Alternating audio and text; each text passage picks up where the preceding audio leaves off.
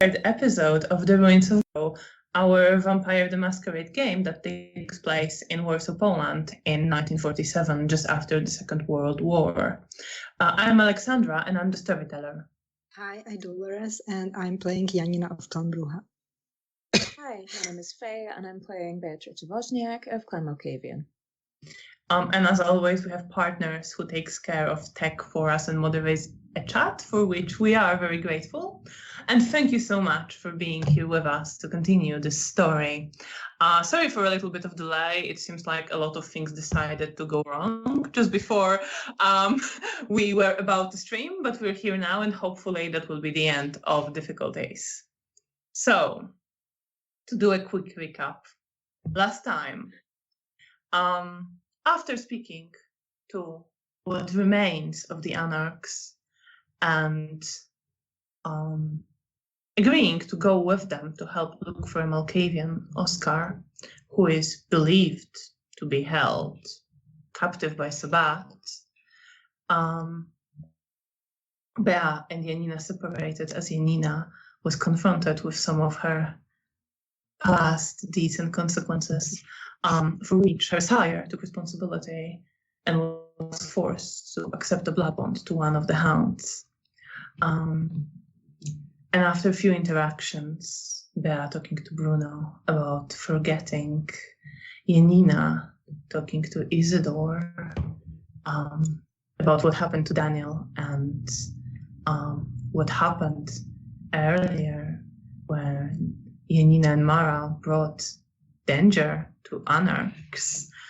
And after Janina got a chance to speak with her sire about what happened and reconcile a little bit,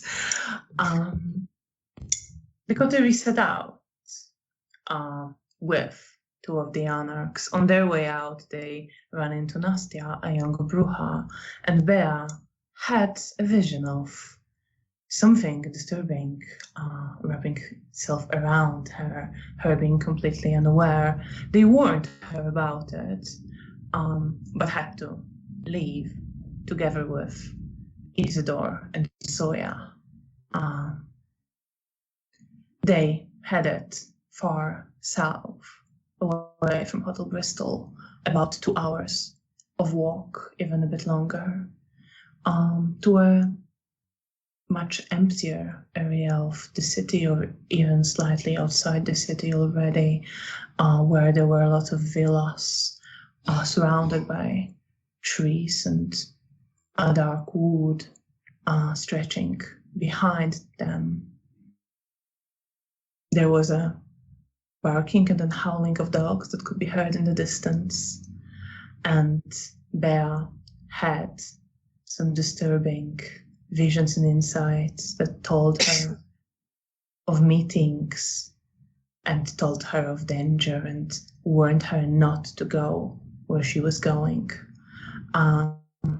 But Janina was determined to go on, just like Isidore and Zoya, and Bea followed, not willing to abandon Janina to do that. Well, not on her own, but with 2 other Bruja. And they found a place to shelter for the day if the need arose. And when they were there, securing it from possible entry points for sunlight, Bea noticed a presence of a woman in a red dress and red gloves, and could smell blood. The woman who looked into her head. And afterwards, the whole group decided to follow the trail of Bea's premonitions to find the source of danger. And they found a villa at the edge of the forest, well, the woods, with ivy climbing up its walls. And while they were outside, beginning to wonder what to do, Bea, through a voice speaking to her in her head, got an invitation to come inside and talk about what they were looking for. She was assured she and her companions would not be harmed while being guests of a Zimishri, And Zoya was sent back to inform the Bruja Primogen of what was happening. But Bea and Janina decided to go in, and Isidore went with them. And you were led through the dark iron gate into the garden with empty dog kennels, and then into the house.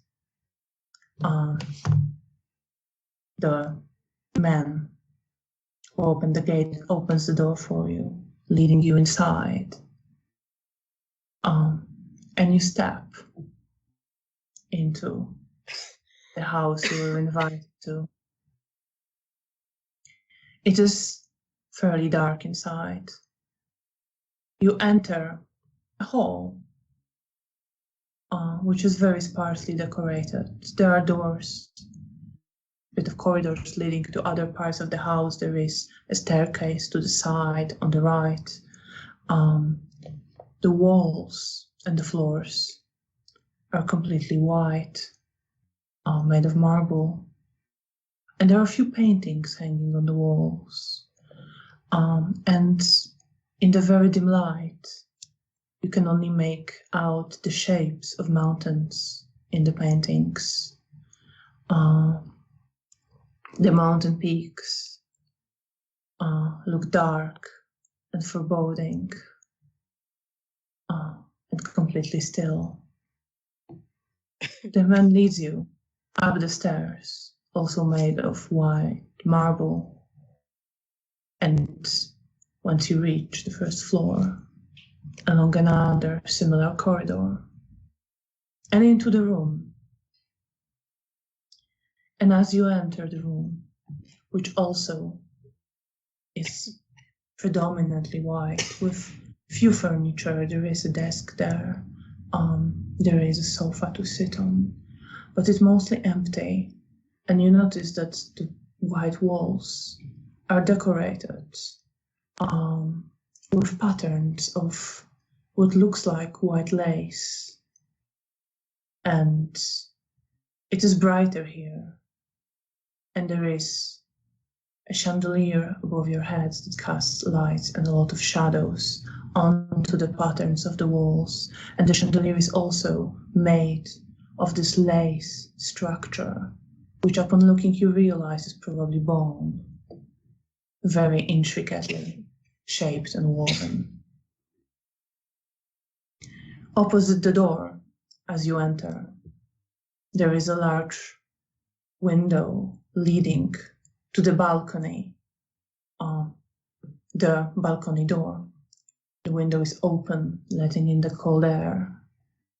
And you can see the dark shapes of trees in the woods behind the house as you look right through.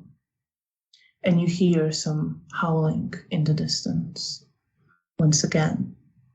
But in front of the window, with her back to you, stands a tall woman wearing a red dress and very long red gloves. And her gold hair, very long, is falling down her back. To the left of her, with his profile turned towards you, there is another person, a man, tall and broad-shouldered man, who is looking directly at the woman with very focused eyes. He looks to be maybe in his 50s. He has a long white hair and white mustache. He's wearing a white tunic embroidered with red threads, and over it a leather coat with some fur decorating its shoulders. And as you enter, the woman, after a brief moment, turns around slowly, gracefully, and she considers you the three of you, for the moment. And your eyes are almost instinctively drawn to her face, which looks so beautiful it is uncanny. Her feature and posture are perfect, but something about them feels unnatural and inhuman, almost unreal, like she shouldn't be able to exist the way she is. She is stunning and unsettling. And as you, a part of you, wants to keep looking, there is also this feeling that something about her is very not right.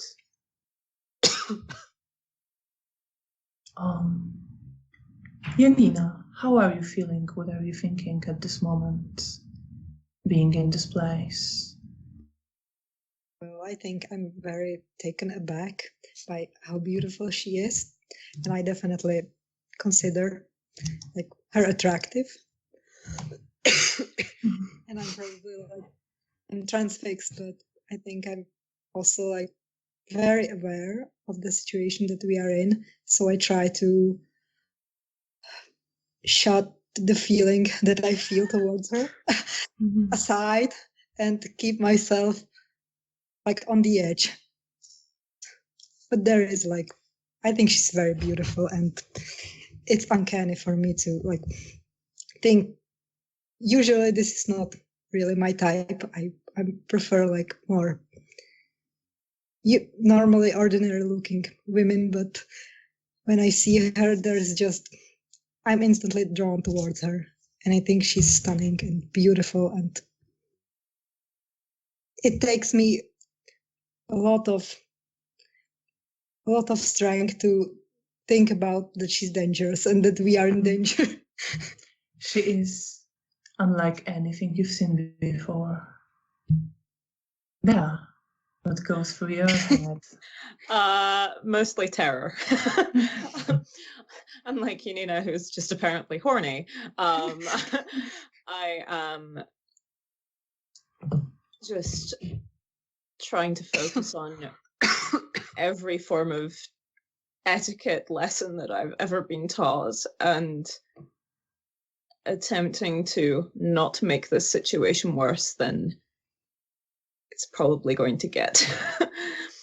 But yeah, I'm just really nervous, and I'm really nervous that Janina is going to say the wrong thing. Allow me.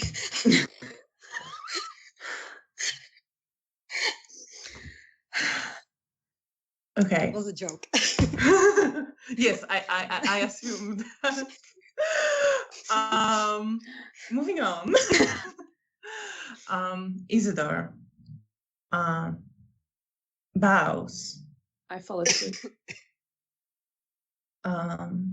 You see, corner of your eye, he's very stiff, very careful, but takes a careful bow and says,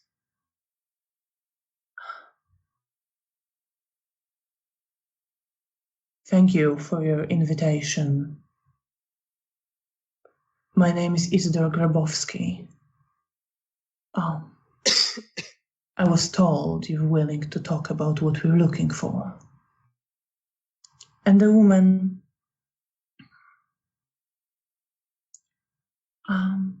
looks to him.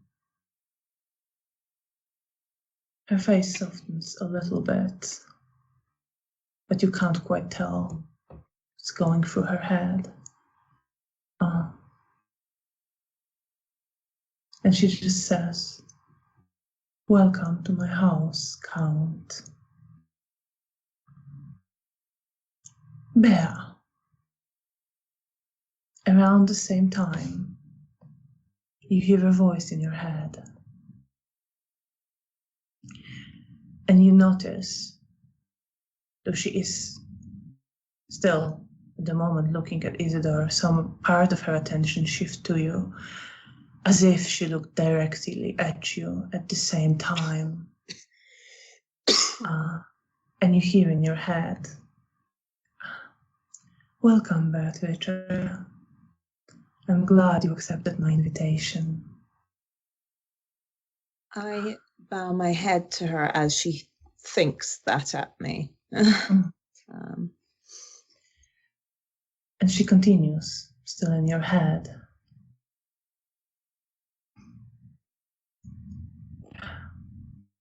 I was hoping you would come. There are things I want to talk about with you. Tell me, how much do you remember at the moment?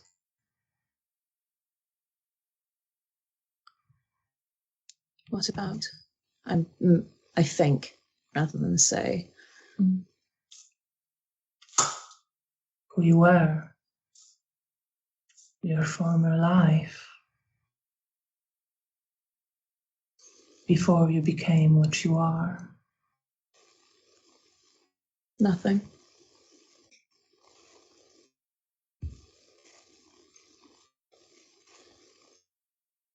Nothing. And about what happens day to day.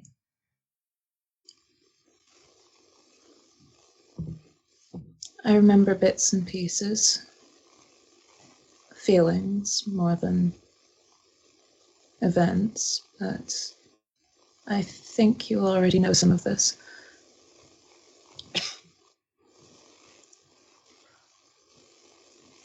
It is a blessing granted to you by your blood. Are you aware of that?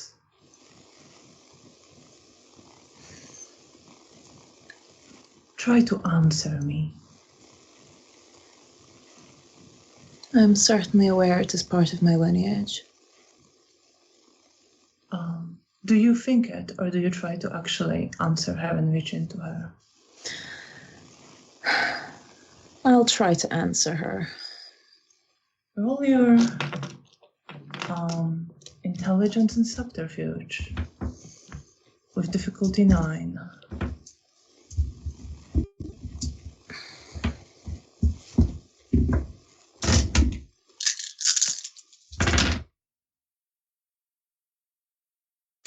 I have a single success.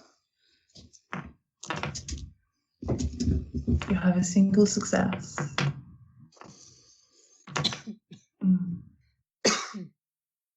And you don't hear anything. But you feel her attention still on you. And somewhere, almost from the distance, slightly muffled, you are aware of hearing voices. The same voice you're hearing in your head, speaking different words at the same time. And also of those who came with you. But it's just at the very edge of your consciousness. You're aware there is a conversation going on in the room. And after you've answered, the woman continues. It is a great blessing. You are not tied to your past, and thus you are free to transform yourself into something more and to transcend the limitations of who you were. Many struggle to break out of the shackles of their former form, but you aren't tied in this way.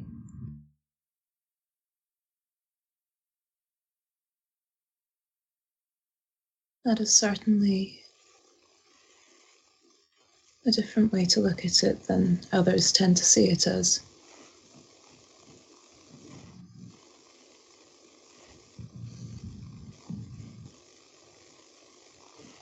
How do you see it? I would say it's a mixed bag. It can lead to danger, but yes, I suppose it has meant I've not struggled as some have to adjust to this life.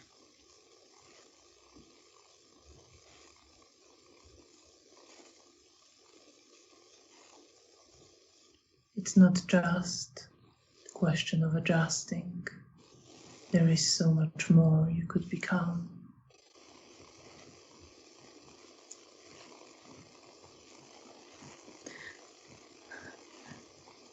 At this moment, there's this odd sensation playing out in me. There's both curiosity and I'm intrigued, and I'm also very cautious and thinking this is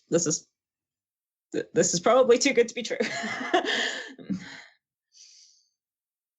Meanwhile, we'll go back to that. Meanwhile, after the woman answered Isidore, he continues. I believe my companion is being held here. He was captured during an attack on my domain. I am here to negotiate his release. And the woman gives a very slight smile, Janina. You see all that. You also are aware of Bea looking a little bit distant, focused on the woman, but almost not responding to what is happening right now. I probably switch my glance between the woman, Isidore, and Bea, trying to figure out what's happening. You don't have any awareness, do you? No. Okay, no. No, you have no have idea what's zero. happening. I'm just Vibing. oblivious. No one gives a slight smile and looks first to Isidore and starts saying, wasn't he captured when my child visited that place in response to a disrespect from those who dwelled there? And she glances towards you, Janina, as she finishes, looking at you expectantly. I drop my gaze instantly on the ground. And I look very guilty. Do you say anything? Probably not. I feel quite intimidated by her, so unless she's like asking me something, I'm not gonna talk to her. She's not asking directly, but her eyes linger on you for a longer moment. But I'm looking at the ground, so I don't see it. Yes, but you can almost feel it. Isidore, clearly also having waited a moment, finally speaks. I don't know the details of the disrespect that was caused. What would it take for you to release my companion? And you hear his voice is very measured, very careful, very controlled. Do you respond in any way? Is there anything you do? I probably... Let me think. Let me think a moment. What would Janina do? Of course. Would she offer herself instead? Would she? I think she would. Okay, so I will make a step towards the woman, and I get on my knees. I'm sorry. I'm sorry, talking is very difficult for me today, so It's fine, take your time, of course. I will knee in front of her, and I still look at the ground, and I say that I apologize for what me and my sister did, and that I'm willing to exchange places with Oscar, if that would help him.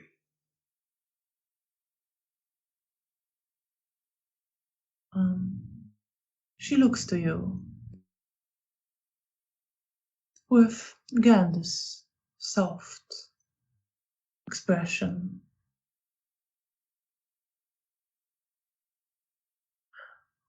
I believe that won't be necessary.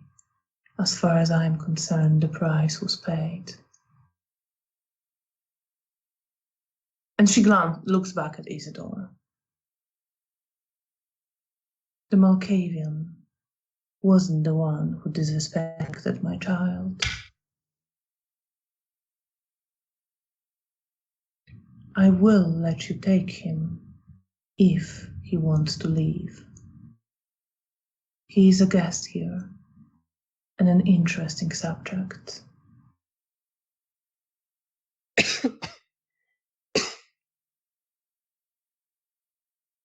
What goes through your head, Janina? What do you do? I will probably, when she says that it won't be necessary, I'll probably still linger on my knees for a moment. But then I slowly get up and I look at Isidore, trying to guess what he's thinking. What are you thinking? I'm thinking about Mara and me, that it's unfair that she was the one who paid the price. Well, it was, I think, me who suggested what happened, so I feel that it wasn't fair, that I should be the one who was murdered and not her. And there's a lot of guilt and regret. And you look at Isidore to guess what he's thinking. And you hear the woman speak as he is still thinking of the response. She says, of course, you would think blood is the only way to gain loyalty and love. Malkavian is a welcome guest here, nothing more.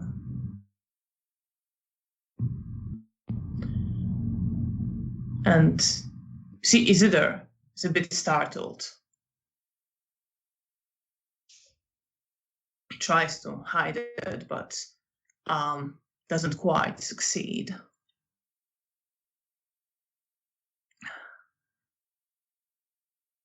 I would very much like to speak with him then.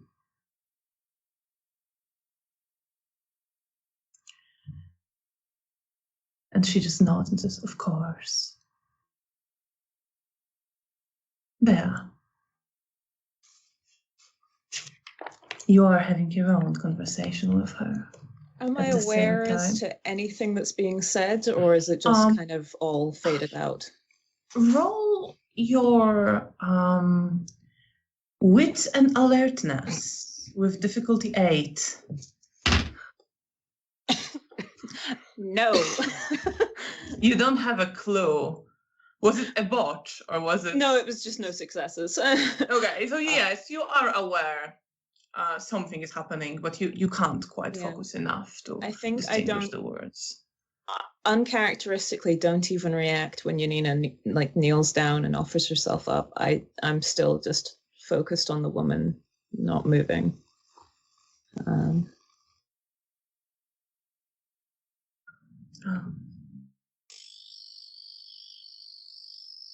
And the woman asks you one more question. Do you remember the source of your current distress?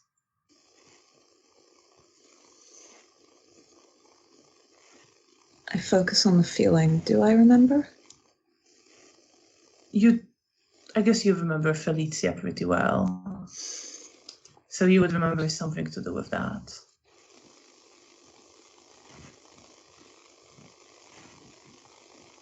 I hurt my sire.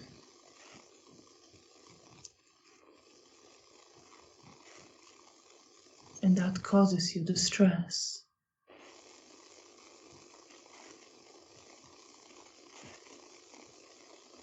Yes. Could I roll to push through the blood bond? Yes, absolutely. Difficulty 8, roll your willpower.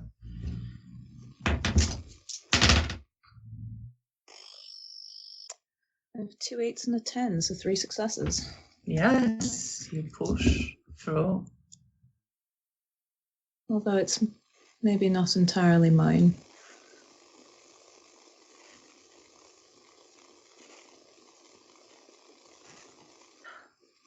And yet it is. Yes. It's really no boundary. It's all you at the moment. Would you like to be free from that?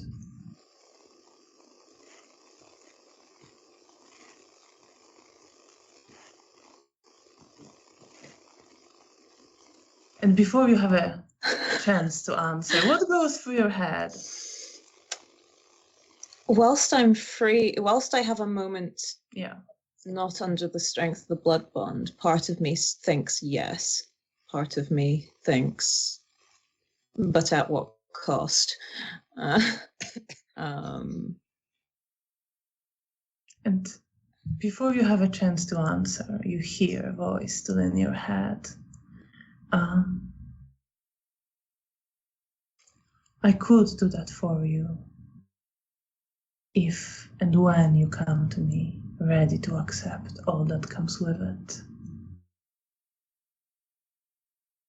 And what comes with it?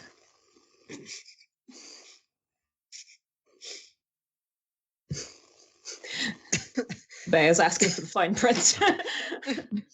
I'm sure you'll understand in time.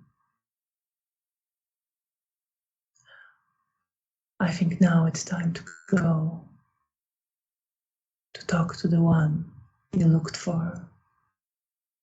Come. Thank you for your hospitality. And at that, your attention kind of goes back to the room. And you see Janina getting up from her knees. And Isidore just finished to speak, standing very stiff, very controlled and careful. Janina, you notice Bea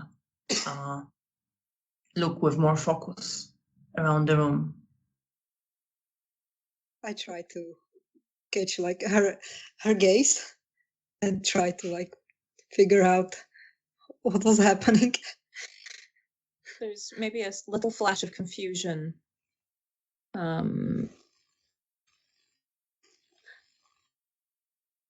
I'll try to think to Janina. I'll tell you later. Janina, what's your current willpower? 2. For the sake of formality, please roll intelligence and subterfuge with difficulty 2. Okay. Okay. You never know. I could entirely. You could roll all once, but no. I mean, I have a single one, but I still have 4 successes. So you can what speak. was the difficulty? That's for Bea. Bea is rolling. Oh, okay. Oh, sorry. You can roll perception and awareness with difficulty 8. Okay. Okay. So it's only perception. I have 0 success. I have 9 and 1, so nothing. Yeah, nothing. By the way, Faye, you can also spend 15 XPs for the 4th dot of all specs right now. Great. I'm just going to handwrite that in. I'll come back to that later. Oh, we can do that later. What do you say to got Janina? I'll tell you later. Janina, you hear Bea's voice in your head. I think I Speaking probably direct to your shiver. mind. Shiver for a moment. But if I'm looking at her and I see her like that it matches what she's saying, like her look, then I calm down and just think, Okay.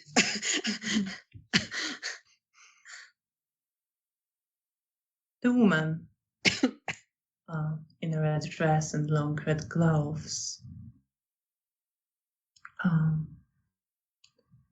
walks past you towards the exit from the room. You see that the man who let you there is no longer there, but the man who was in the room, the one in a leather coat, follows just a step behind the woman, not taking his eyes off her except to give you a brief glance. Isidore looks to the two of you, sort of question in his eyes, clearly checking if you're all right. I nodded him, like shrug and nod. So it's like confused. And then he follows. I follow after him. Yeah.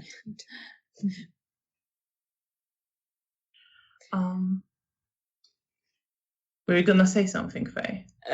Also to say I follow. Okay, right. Just like two ducklings. The woman is walking down the marble stairs, her dress and gloves contrasting with how white everything is here.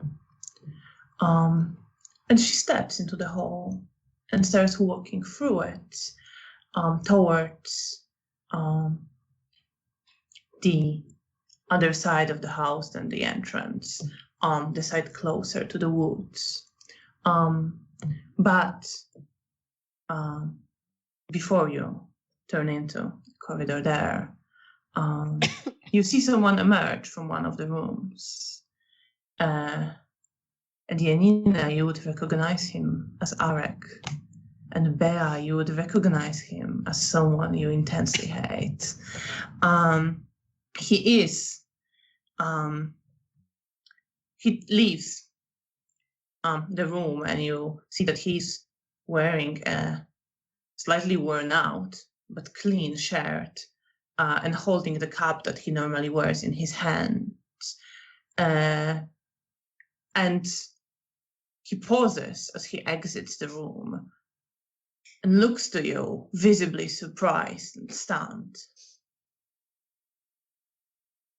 Bea, what goes on in you? What goes through your head, your feelings? Intense dislike, distrust, some anger, a little bit of confusion trying to place where I know him from, but accepting the fact that I'm not going to remember at this moment. And I wait to see what he does. Janina, do you react in any way? I probably, if Bea's next to me, then I will like instinctively like grab her hand and like squeeze it. I flinch at the contact. And I look at him and at her, and then back at him and to watch him. What is he doing? Perception and empathy. You can as well, Bea, if you focus on him. Sure.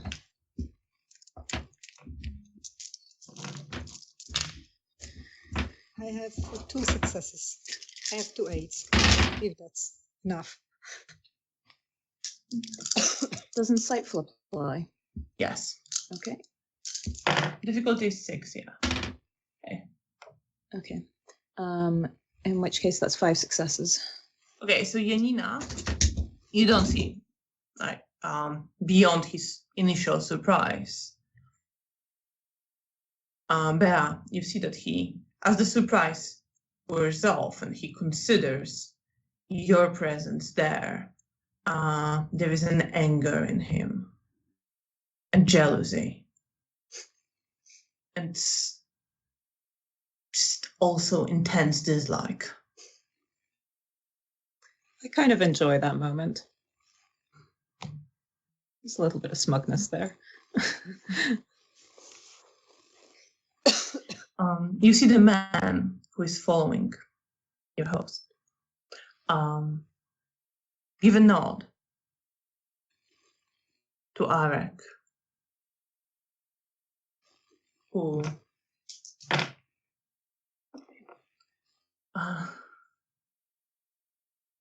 squeezes his cup that he's holding a bit more tightly, but just stands there, takes a bow as the woman walks past him, and doesn't do anything.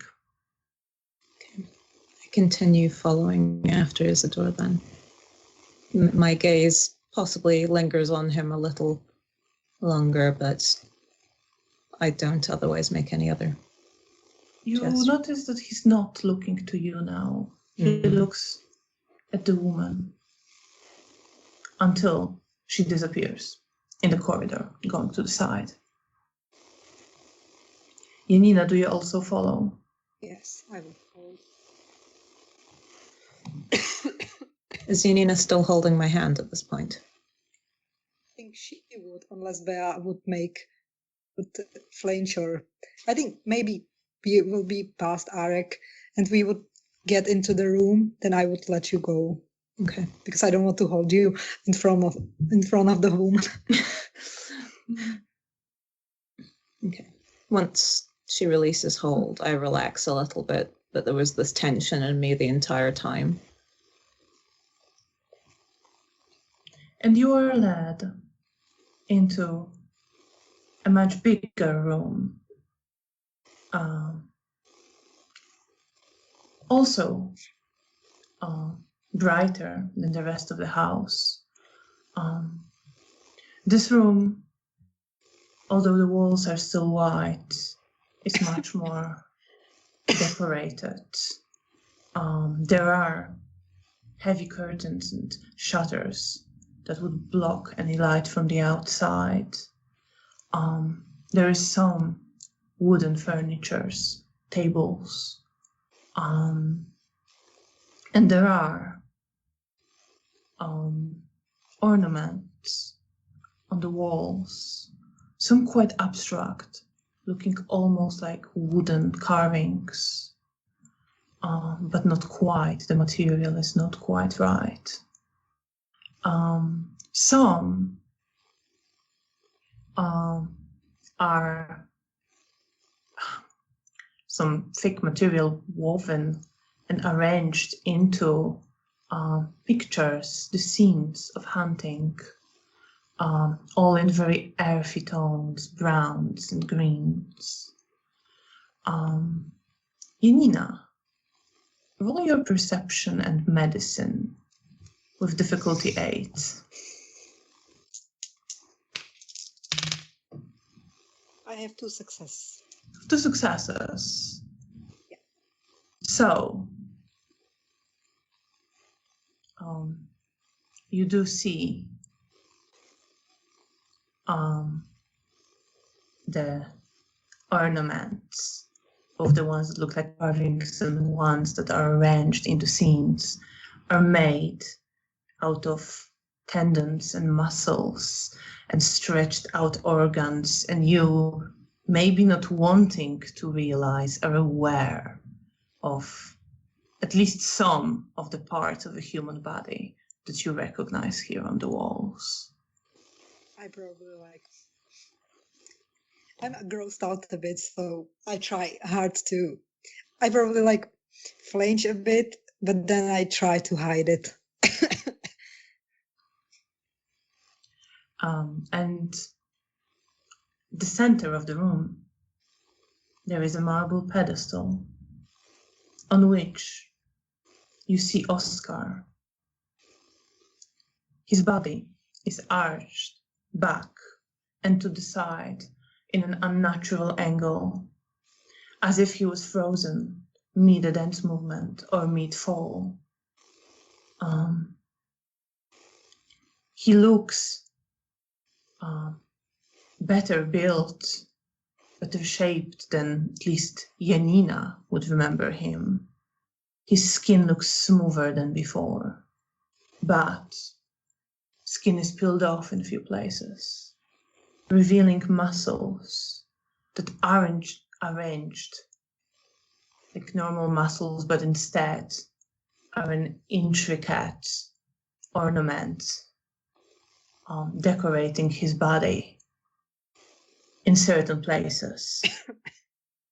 And veins, some of the veins, are running on the outside of his skin, wrapped around his body. And you see they are red with vita that still flows through them. And together the veins and the exposed, rearranged, woven together muscles look almost like a costume that decorates him. The woman, without saying anything, comes up to him, and she takes off one of her gloves, and you see her fingers are sharpened at the tips, made like ending in a material that looks like bone and is intricately carved, every single one. And she reaches towards Oscar and towards his throat and reaches in with no difficulty, opening the layers of tissue and starts doing something.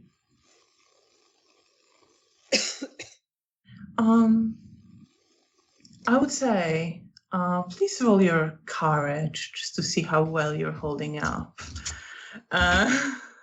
Difficulty 8. I have one success. One success. 3. 3. So you're presenting Bea, definitely, with your calm exterior. Janina maybe less so, but still. How are you feeling though, Janina? I'm not terrified, like scared, but I feel uncomfortable and I feel guilty for what's happening to Oscar. And it makes me, if I was human, it would make me nauseous. I try to control it, but it's visible on my face that I'm not even like scared, but grossed out, and I feel sad for him. It's very uncomfortable. Bea, what is your perspective on what you're seeing in this place? I guess confused. Like morbidly curious, I guess, or this sort of morbid fascination. Also, there's this sort of faint thought in the back of my head of pain and interest, which feels like a residue of an old memory that I can't quite place. But yeah, just I'm still uncomfortable. I'm not as put together as I'm quite appearing, but there's that morbid curiosity. And as the woman withdraws her hand, and you see just a little bit of blood staining her bone carved fingertips, you hear Oscar give out something between a shout and a moan. You're not sure if it's of pain or ecstasy. I'm gonna make a roll that I forgot to make before. Okay. I'm looking to Isidore. Yeah, that was the roll. He is looking at this, and he looks calm and very controlled. at this moment. But his gaze doesn't leave Oscar, and especially the place where the woman is doing something to him. Okay. And then she also reaches to his face and rearranges something around his face under the skin. Anything you wish to do at this moment? I'm keeping my eyes on Isidore and basically considering whether I need to use passion on him to have him not freak out.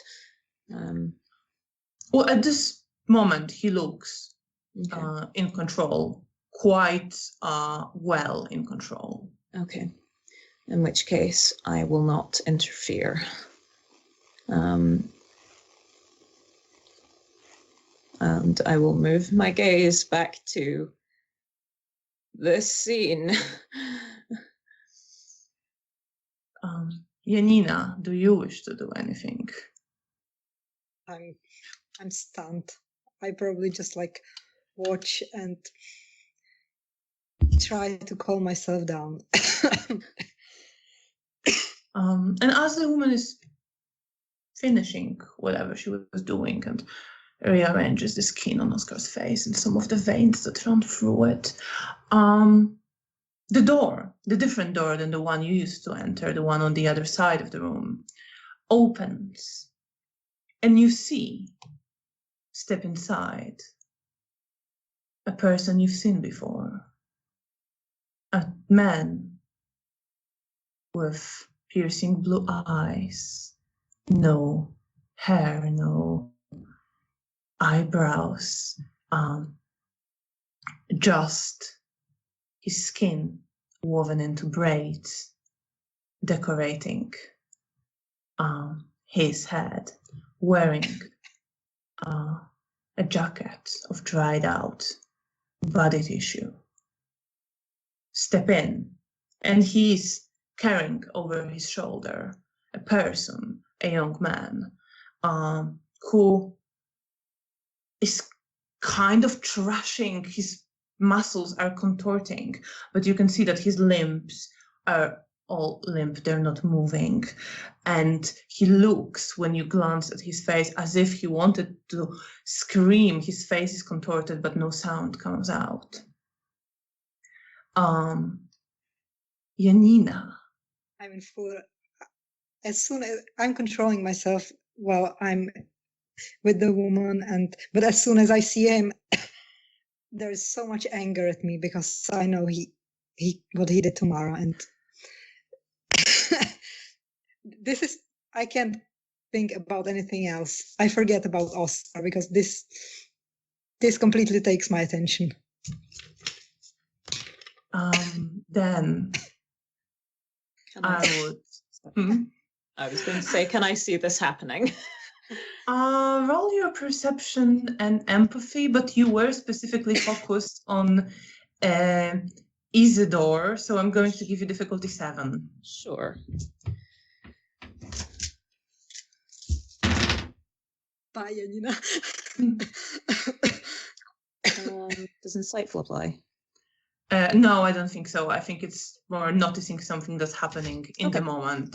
That's 2 successes then. 2 successes. Okay, yes, you will be able to notice this.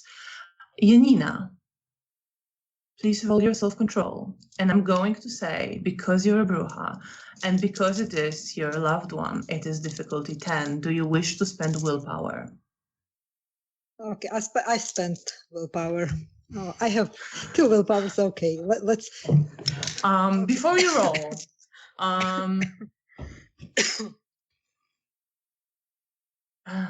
all right. So roll your self-control. We'll see if you have. I have a botch. How much of a botch? A small botch. I had small botch. One. I had no successes and one. Okay, but you spent willpower. Yes. So it is 0 successes. Yes.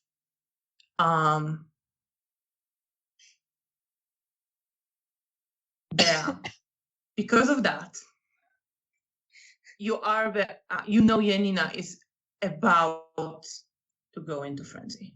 Okay. I step in front of her. I'm going to roll self-control so I can touch her. That'd be fun if you want. I have 1 success. All right. I basically grab her by the face so that she has to look at me. And I use passion and say, calm yourself. Roll charisma and empathy with difficulty 7. I'm going to spend a willpower on this. 1 remaining brain cell. and I have it. Including the willpower, that's 4 successes. 4 successes. Yeah. So Janina, you feel that you were about to throw yourself at this man. And Bea steps in front of you and speaks to you, and you're not even quite aware. You're too fixated, but you calm down a bit, and that anger is still there, but it is numbed now. Okay. I'm still tensed and I still look at that man with glaring eyes, but I'm standing in place with Bea in front of me. I turn around with my body between him and her, and with my hand now moved to rest on Janina's hand. And as much as it makes me a bit uncomfortable, I will stand there with my hand on hers. The man ignores you completely, doesn't even look at you. He drops the person he was carrying onto the floor. You see the man contort and try to twist and try to thrash, but not succeeding. Something in his body clearly broken, disconnected, not working. And the man, the Zimishi, who killed Mara, kneels in front of your host and bows his head, saying, "My lady." And she glances to him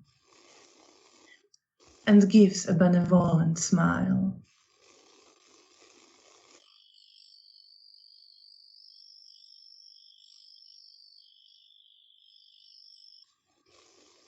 Can you please repeat his name so I could... Ziemowit.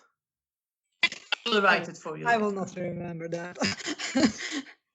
It will go into the file with NPCs. And at that, he stays on his knees for a moment. And then stands up again and walks to the person he just dropped, picks him up, puts him on one of the tables, and with his hand reaches towards the body, rips off what is left of the clothes the person was wearing, and then you see him start to reach towards the torso and start peeling the skin off. I look away.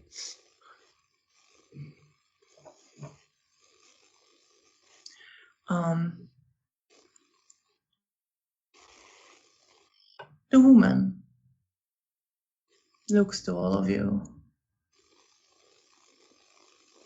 I probably still look at him. So As Ziemowit. yes. So you see him start killing this person while they're still alive. I'm very angry. Now I feel very sorry for that person, and I'm just trying to contain my rage and for that person.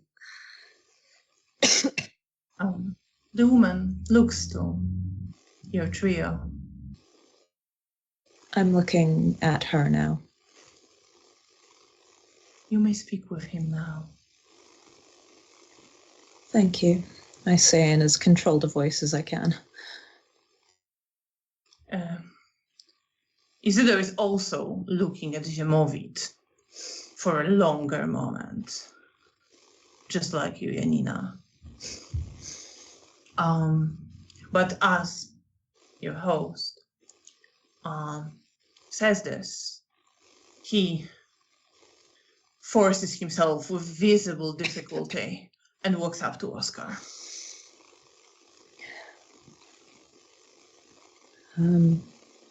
I will tug Janina by the hand to follow. Bea, I'm doing what Bea says. For once.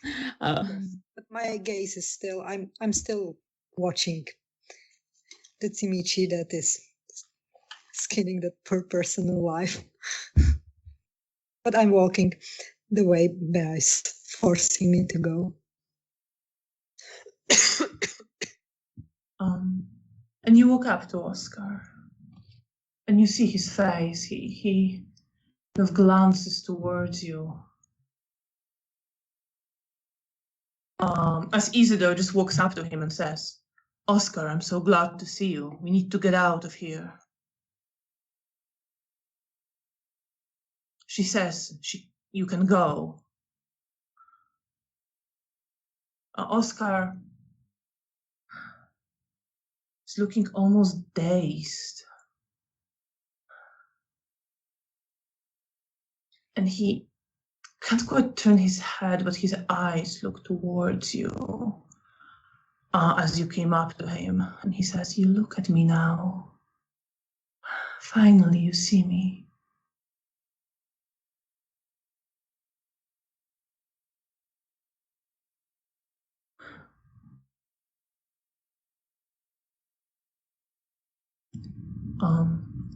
Isidore continues.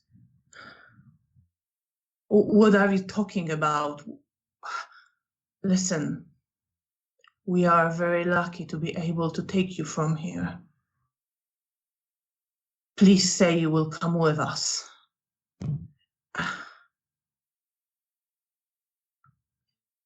And Oscar looks to Isidore. "I can't. I cannot.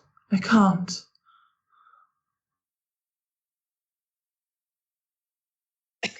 Could I activate aura perception on him?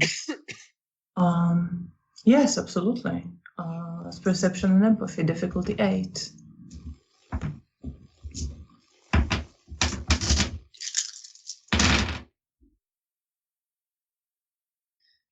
Does insightful apply? Yes. Yeah, I ask this every time. Yes, I would say it's for the ones where you actually specifically look to like discern more from inside. That's fine. I just ask it. The worst thing you can say is no. That is 5 successes. 5 successes. So you look into his aura.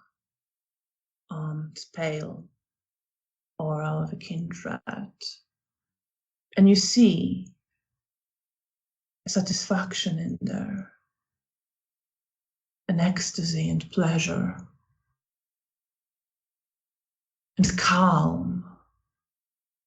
And a little bit of anxiety creeping back up again now, almost a memory of it. And some confusion. And this joy and feeling of being fulfilled. You're happy here?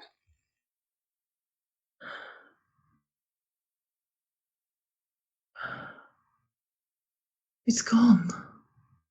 The pain is all gone. And the fear, the anxiety, all those thoughts, they stopped rushing. It's all gone.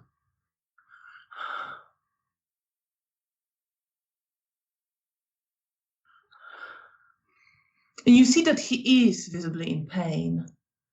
But there's all that you've seen there as well. The physical pain, at least.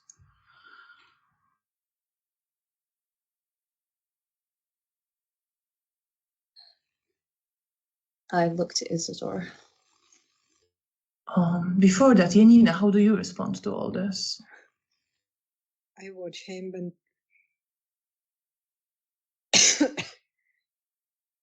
it's hard for me to believe that he could be happy and content like this. I probably say to him when he says that, what was he saying, that he was happy, or what he was saying exactly? He was saying that pain and anxiety and all those thoughts are gone. Okay, I will say to him, but you can't move. Do you really want to exist like this? I am what I'm meant to be. The movement, the rushing, the race, all of that is over. And you see relief in his aura, Bea, as he says that. He means it. I glance at Bea, and when she says it, I trust her because I know what she can see. So. Isidore stretches a hand to put it on Oscar's arm. What do you mean? You can't possibly stay here. What's been done to you? And Oscar looks to him. You wouldn't know. You don't know what it's like to want so badly. But now I have it. I can rest now. And I look at Bea. Do you know what he means? Not entirely, but he feels relief. Sorry. Bea, you hear a voice in your head, the woman speaking to you again. At least one of your friends clearly doesn't believe. But you see more. I'm sure you can reach even further into his mind to know for sure. At her prompting, I do so. Do you wish to use X? Do you? Yeah, sure. Let's go. Then that will cost you 1 point of willpower. Oh no, that's blood. That's not the right thing. Okay. And roll your intelligence and subterfuge with difficulty 6.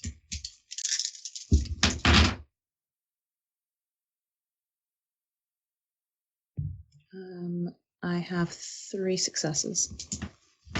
3 successes.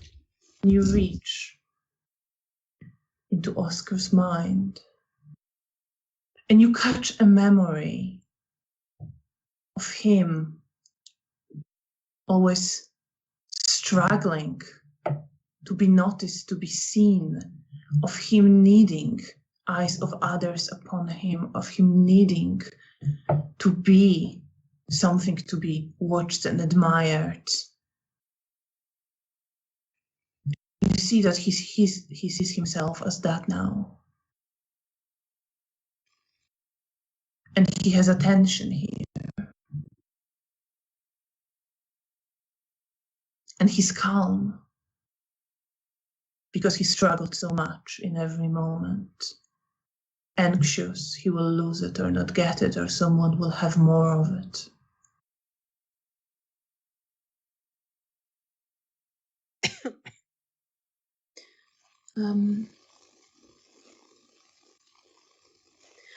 I think to him, I'm glad you have some peace.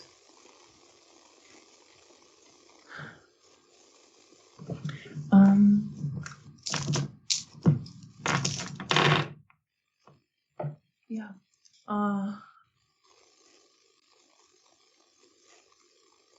You hear him.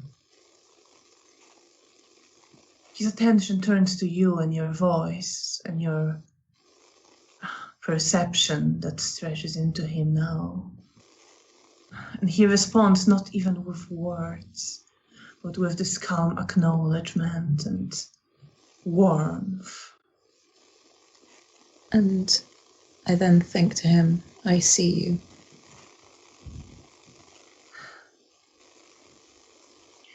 And you see the satisfaction and joy and the ecstasy in him increase.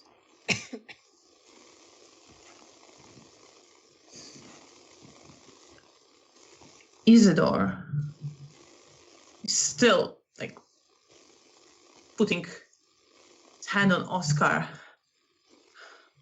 kind of walking around. I'm not leaving you here. I can't leave you here. And he just says, please, I'm finally resting.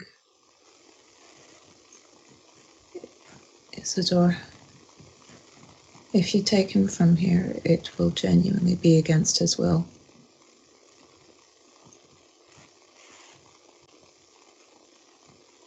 And there's sadness. There's a bit of sadness in me as I say that, and a sort of, I'm sorry that it took this for you to get this peace, but there's also a level of, I understand. You roll charisma and persuasion with difficulty. I think 9. That's fair. Janina, what's your take on all this? What do you do in all this?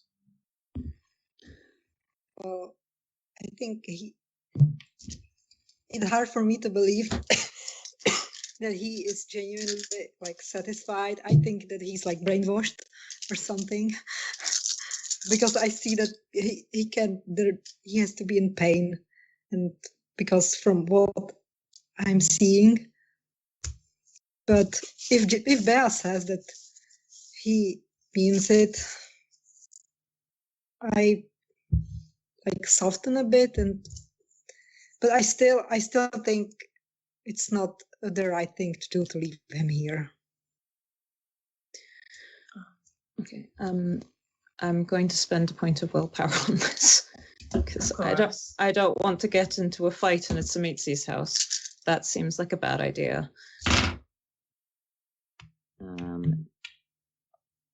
I have 2 successes. Have 2 successes. Okay, so Isidore looks to you as you're talking. And at the same time, Janina, as you're thinking that he must be brainwashed, it's not the right thing to do. The woman speaks. His mind is his own, as it always has been. And she looks to you, Janina, in that moment. Okay.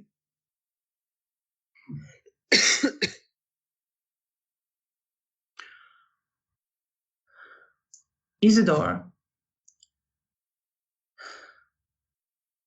shaking his head, he glances towards the woman.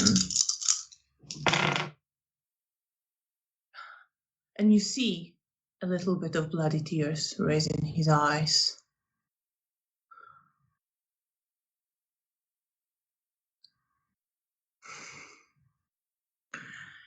But he withdraws his hand from Oscar and takes a step back and says, looking still at Oscar, straight at him, straight into his eyes, I hope the 2 of you are not wrong. And you see tears now start running his face. I'd like to roll self-control to be able to reach out to him. That will be difficulty 7. Okay. A single success. You can, yeah. Very gently place my hand on his elbow. trying to sort of give him some sort of comfort. He doesn't appear to notice it at first.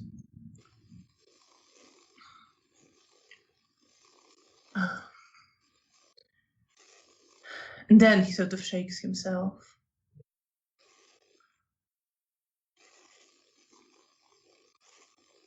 And almost remembers something and looks back on the woman.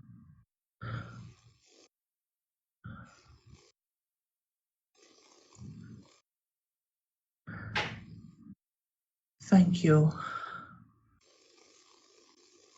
he says, forcing himself visibly to say this. His face contorting in pain. And she just smiles at him, calmly, benevolently. You know you wouldn't have made it past my bodyguard anyway.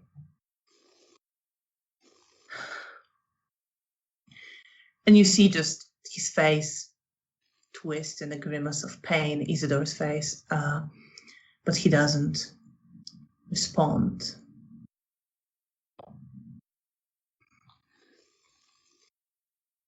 I will then bow to her and say, thank you for your hospitality, and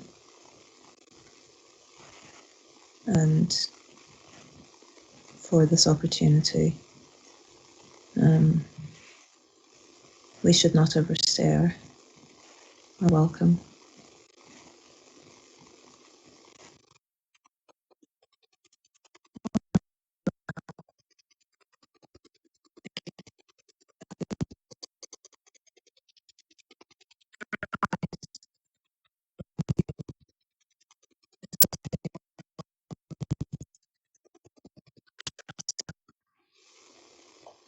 She says, and she turns away from you. I will then try to pull both the Brewhofer room. Isidore starts walking with you. Janina, what are you doing? I probably just not maybe slightly bowed to the woman, but maybe like said thank you. But that's like all. I probably like just look at Isidore and Bea, but probably more to Isidore. And when we are free to go, then and he starts to go, then I will go too. And you see the woman, when she turned away from you, went back to Oscar, and she runs her hand along his face, and then reaches back inside. Glance one last time to him, like with very sad expression. He is now focused on her entirely, completely transfixed. Love and ecstasy on his face. And as you're walking away, you see Isidore glances to Ziemowit, who is now taking bits of skin that he pulled from his victim and weaving them, attaching some of them to his head. And as their eyes meet, Ziemowit smiles, looking straight at Isidore. It says, "It's a shame I missed you when I paid your friends a visit. You'd have made a great prey. Maybe next time." And he turns back towards his victim on the table and towards his work. At which point, oh no, you see Isidore tense up. But he stays in control. My hand on his elbow slightly tightens.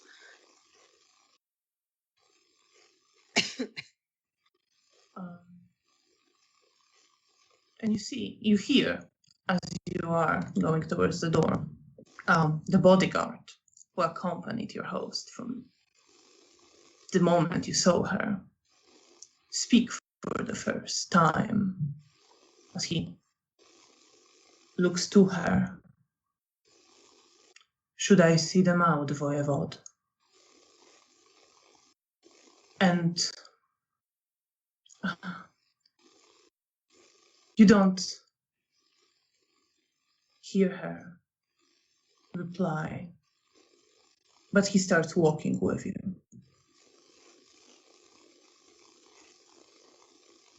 And he shows you, leads you through the hall with the paintings of the dark mountain peaks towards the exit. He doesn't open the door for you. But he does call upon one of the servants who now emerges from one of the rooms. Similar, maybe 30 years old looking man. Not the same one you've seen before, but there's some similarities in the facial features. He looks younger, blonde hair, dressed similarly to the bodyguard who is now showing you out. And he emerges and opens the door for you. I nod to the bodyguard and then try to leave.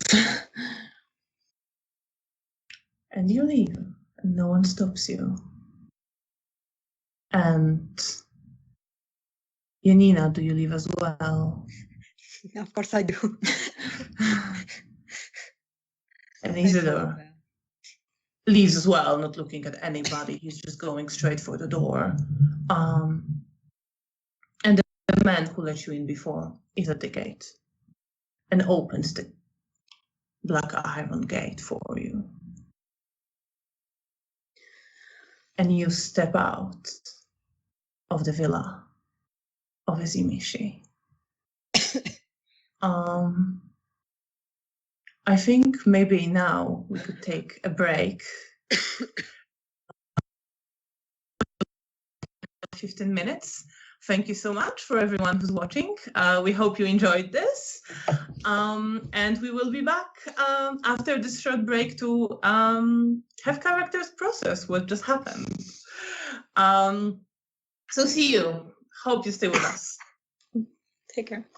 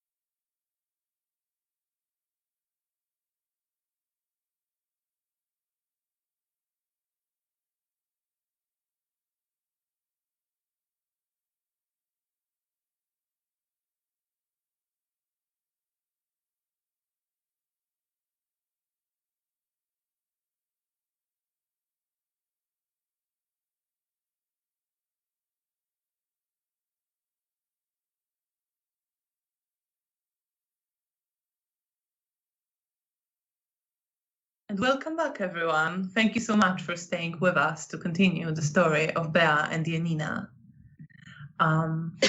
So let's jump right back in.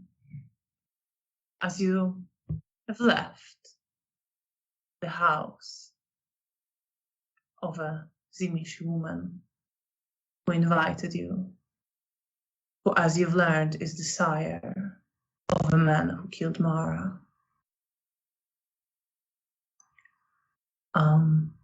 And the gate closes behind you.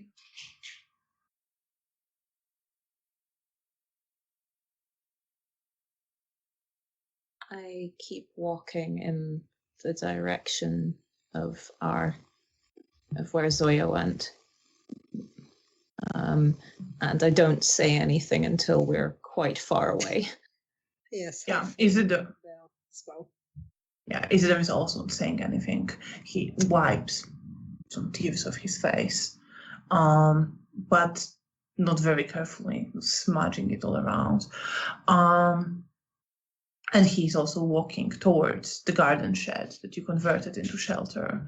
It is now, there's still a little bit of time until dawn, but not quite enough to walk all the way back to Hotel Bristol.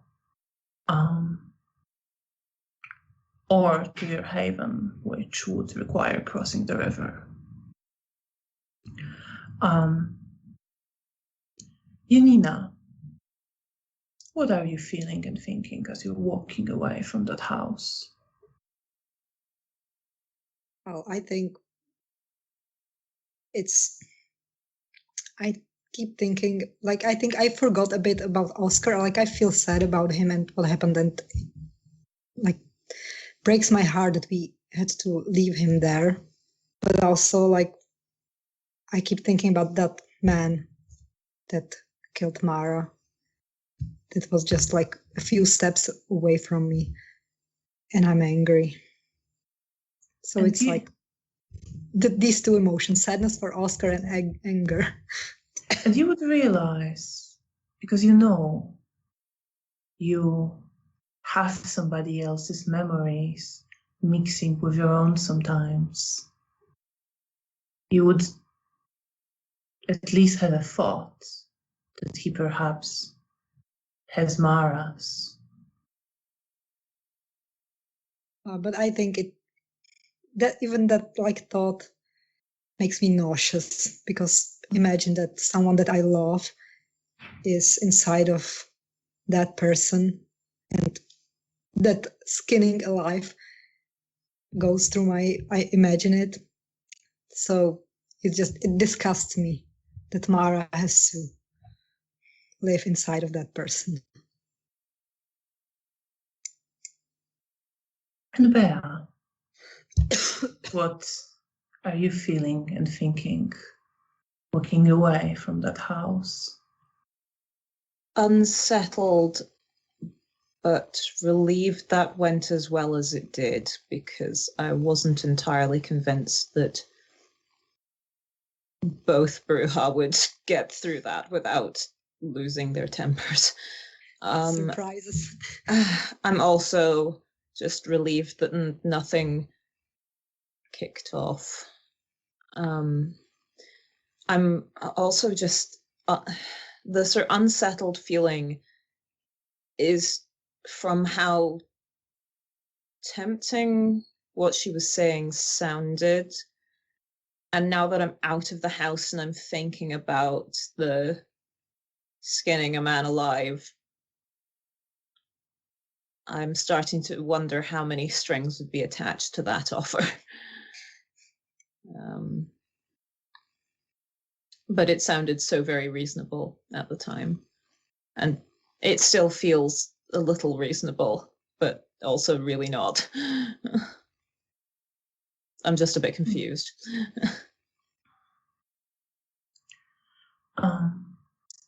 And eventually, you reach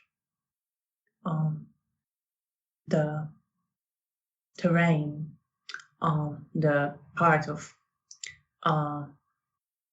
was left of the ruined, burned down house, and the garden where the shed that you converted into a shelter is.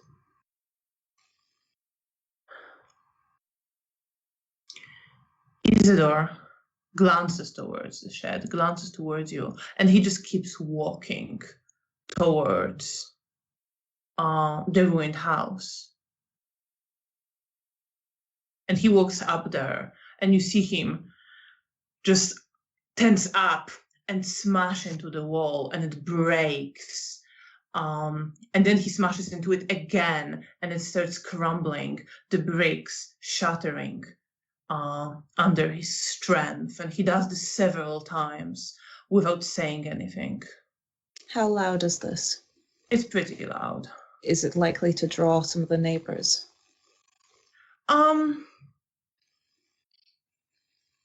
You think they will probably hear it. Whether people would come out and investigate, you're not sure. You saw some soldiers around. I'll approach him. If it continues more than a couple times, then I'll come closer and try to calm him down. What do you do? I come up next to him and say, I'm so sorry. As you do that, he stops.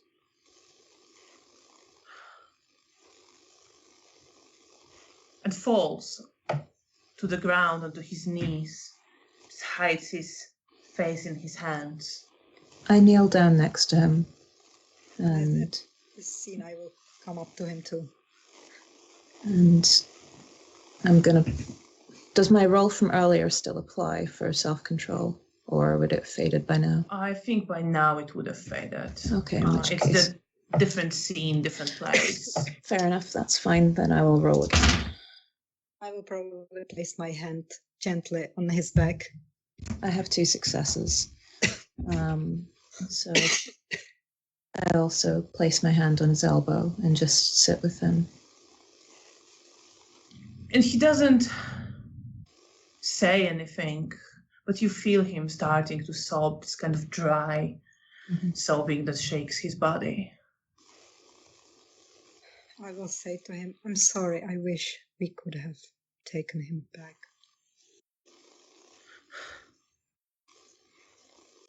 He nods his head, shakes his head, and clearly is aware of you, but just really focused on something inside him.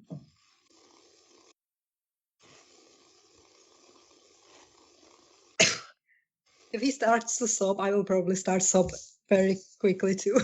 Yeah, so you start sobbing as well. Yeah, just maybe less dramatically. Like I'm trying to contain myself, but I probably also start to cry. Hold your self-control. Tell me what's the highest thing you got. 9. 9, yes, you can control yourself. But you feel you're very close to sobbing as well.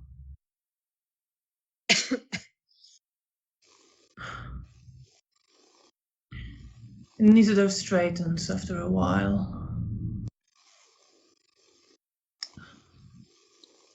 I'll hand him a handkerchief.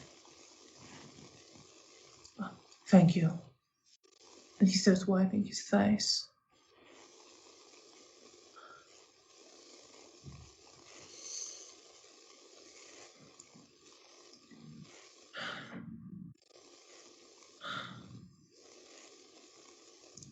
I think there's not much more we can do here. I guess not.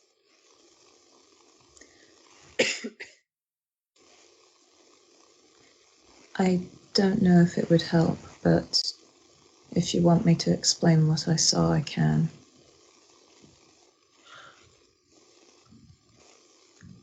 It might just make you hurt more, though. Tell me. I want to know.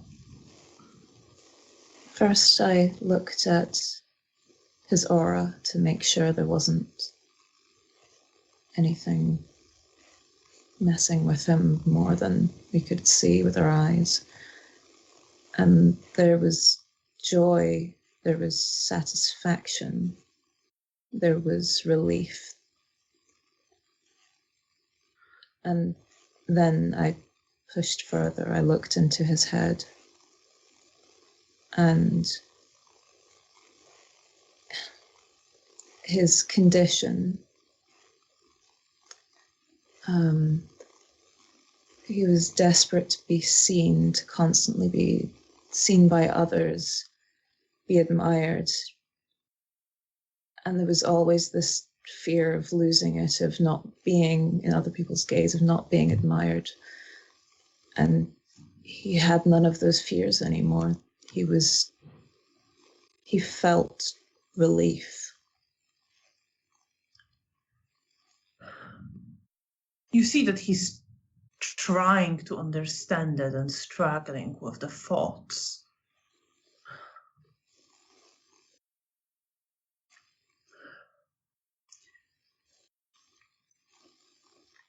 I hope what you saw was true. I believe it is.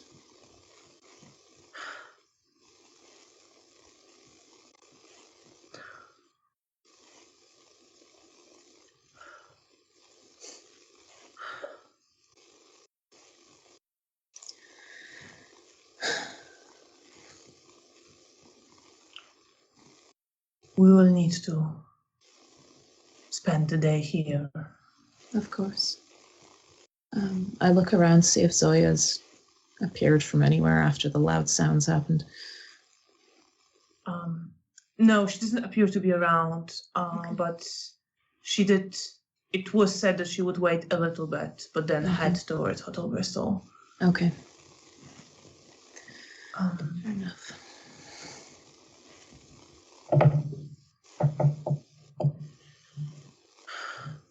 Janina. Oh. Sorry. I'm just wondering if Janina is saying or doing anything.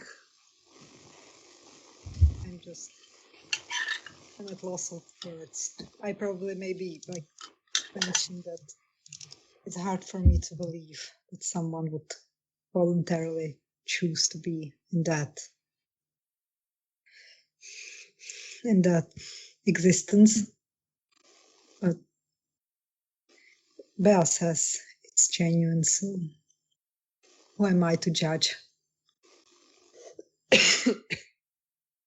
You see, Isidore definitely also struggles with the same, and not quite disbelieves Bea, but disbelieves this whole situation and visibly hates it. I'm sorry.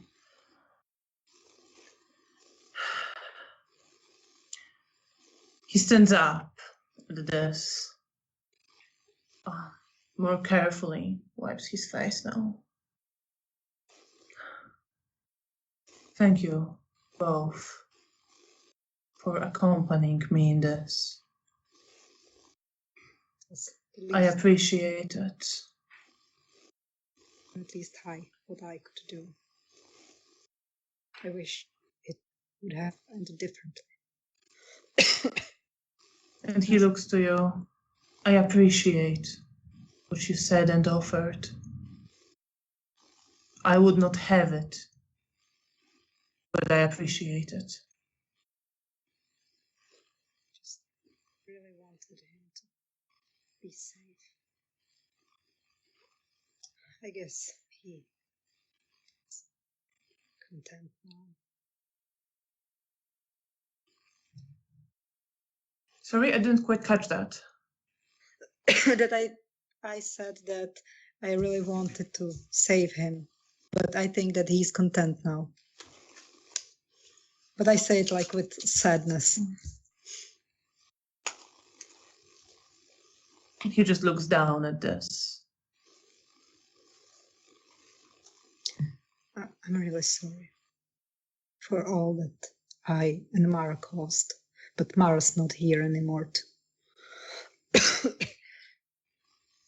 apologize. But she tried.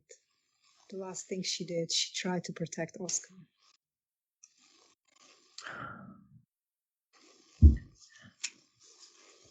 Just nods his head. We should finish making sure that the haven is secure. Of course, you're right.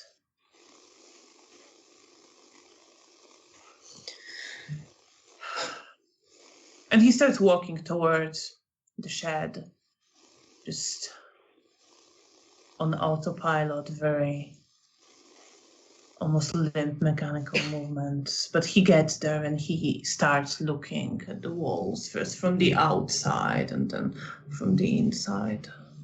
Was there a torch in there? You do have torches. Okay, in which case, I'll suggest to Janina if she shines a torch on the outside, and I'll take a look on the inside and see if anything pokes through. Okay, I'll do what Beth suggests. So you do that, and you are able to identify few gaps between the wooden planks, and Isidore will help you like nail it all shut. Mm-hmm. It all causes a little bit of noise, but it doesn't seem like anyone is disturbing you here. Once we're satisfied that it's daylight proof, I guess settle in for the day. I will probably, once we are like trying to make it more secure, and I will try to go to Bea and ask her what was happening with you. You wanted to tell me later. Is it now a good time? I shake my head. Okay, I will wait when we are back at home. If you want to have a bit of space to talk without Isidore, he will like give you space. He's not like sticking to you. He is sort of even keeping his distance a little bit. Okay. In case you do want to talk, he's not imposing. Okay. Then I suppose if we get a moment, I'll pull Janina aside because I do kind of want to do this before I forget. She spoke to me in my head, and I spoke back to her. It was I wasn't aware of anything else around me while it was happening. And it's like when you talk to me inside of my head. Yes, I wanted to see if I could still do it, and I also didn't necessarily want to have a conversation in front of her. Of course. That's scary. Was it scary? It was intense, I think. I mean, no more. I wouldn't say it was any more frightening than anything else that happened in that room.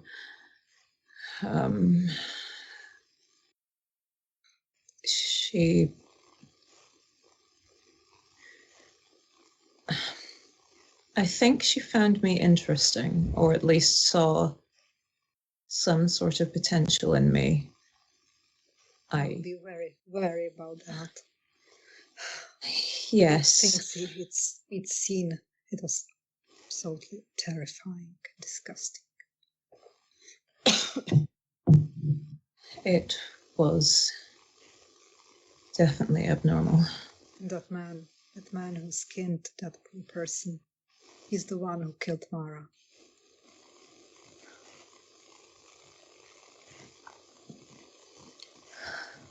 And as I say it, I probably tear up again, like slightly. I'll make another self-control check. Difficulty 6 for Janina. I guess this is more like angry cry. Like I'm just so angry that I couldn't do anything to him. 2 successes. I lean forward and I take Janina in my arms and just hold her. And I embrace Bea back and pull my head inside her hair, like in her neck, and try to compose myself.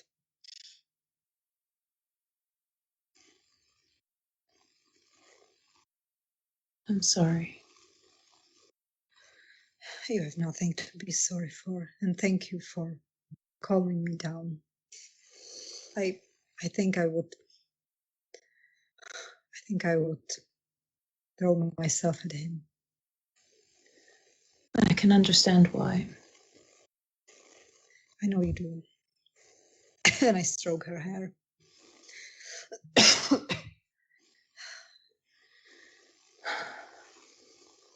This was an intense evening.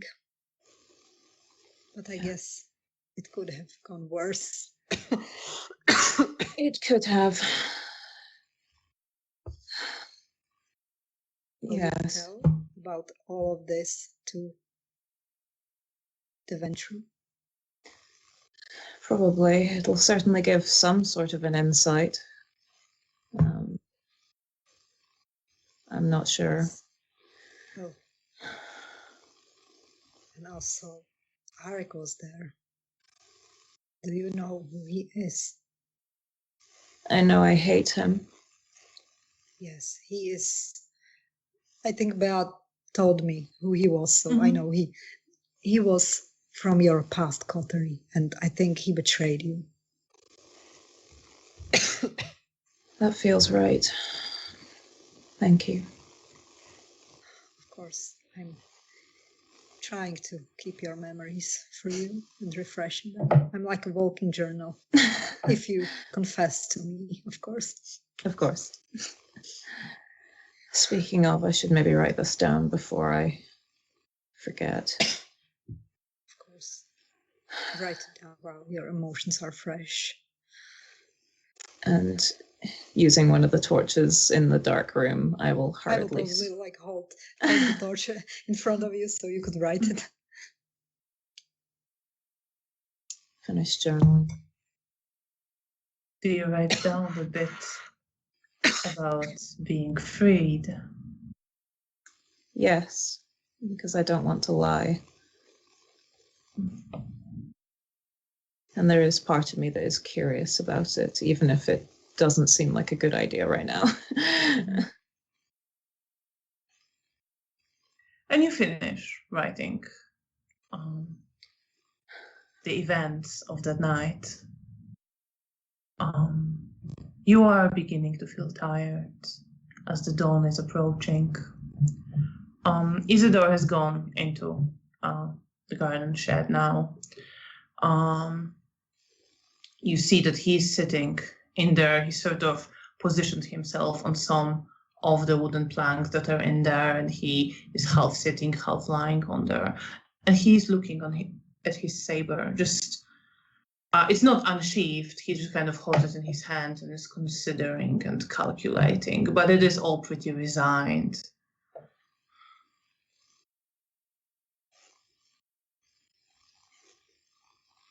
Do you want to talk about it? There's not much to say right now. She was right. I don't think we could have gotten out of there if I tried anything. As much as it... I hate that. Of course, I wish I could have just taken him away from there.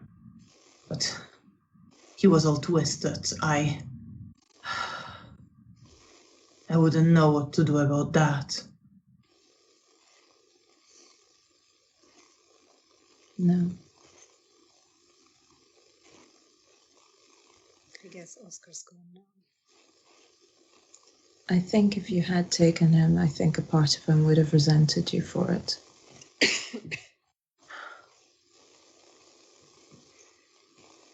Maybe. I really hope you're right. And he puts away his saber and sort of lies down to sleep.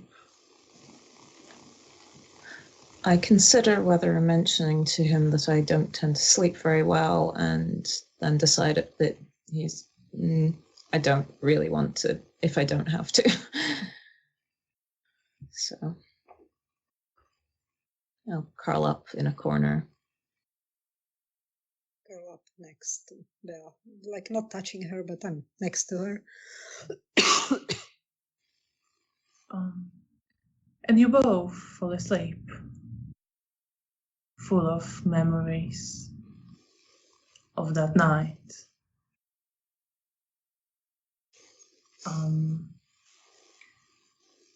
Bea, please roll for your nightmares, but you can regain a point of willpower, both of you. Do I regain the willpower before or after rolling? I'm never sure about this. Cool. But let's say before. Yeah, why not? Okay. Grand. Let me roll those 2 dice. Difficulty is 7. Well, I have 110, so thank God for that. So you sleep okay. You can also lose a blood for this night. I already did. How much do you have now? 5. 5. 8. 8. And you fall asleep as the sun rises. Was this easy in real life? So do I, believe me. And Janina, somewhere in your dreams, you remember Mara and the feeling of drinking someone and continuing to drink and destroying all that they were and taking it into you, and your memories mixing with some other memories, similar but different. But it's all very vague when you wake up. It probably takes me a moment to realize where we are. At first I glance to Bea. If she's not thrashing in her sleep, She's not. then I will glance towards Isidore. Isidore is sitting already, kind of looking into the distance with a sort of empty stare, but as he hears you, he turns towards you. Evening. Good evening. After a moment I say, it's nice to see that someone wakes up earlier than me. I do my best to hold on to what I was. That's very admirable. I try to, but I think I'm failing a bit lately. I wouldn't say so. You make mistakes. That's different than not caring. I hope you're right. There's nothing that I fear more than stop caring. Hold on to it. It is important. Even if you feel cold in some moments, it's possible to get those feelings back. Yes. I remember a moment where I felt indifferent. Mm. And it disturbs me. Because I realized that in that moment I didn't care.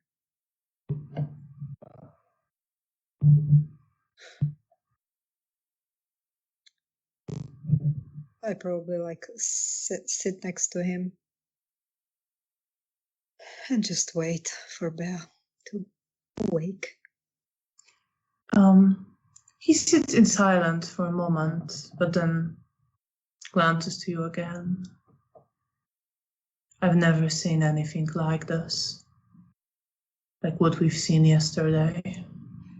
It's horrifying. I can't imagine that someone, even monsters like us, could be so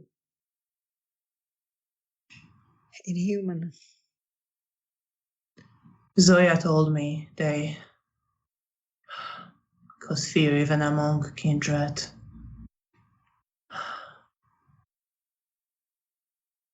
I understand why now.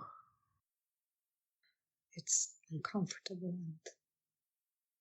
and I can imagine that something like this is happening in a house that is surrounded by houses of other people who are oblivious to this.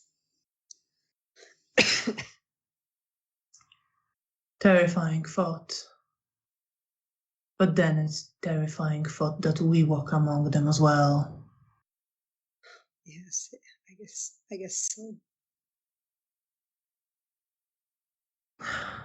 But how nonchalant they were about mutilating people. It's disgusting. It really is. I struggle to understand how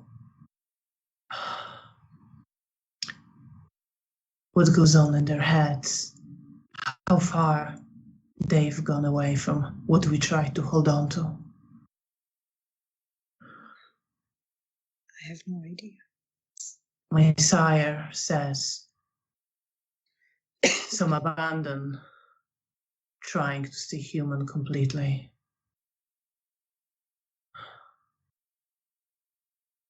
I suppose they become twisted like that. Yes.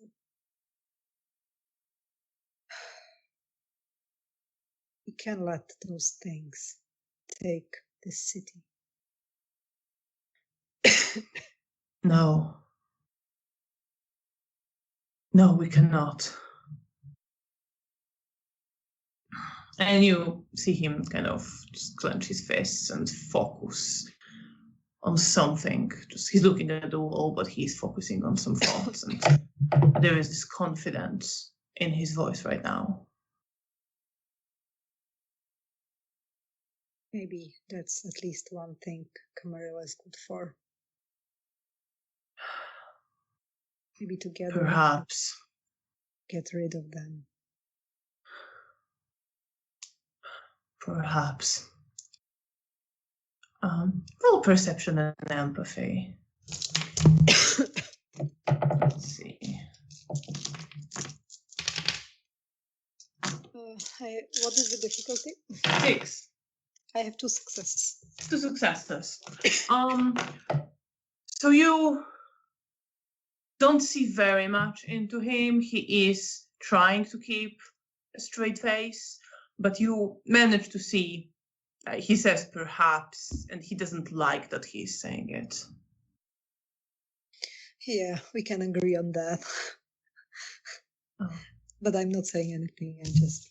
No, he also focuses on his thoughts.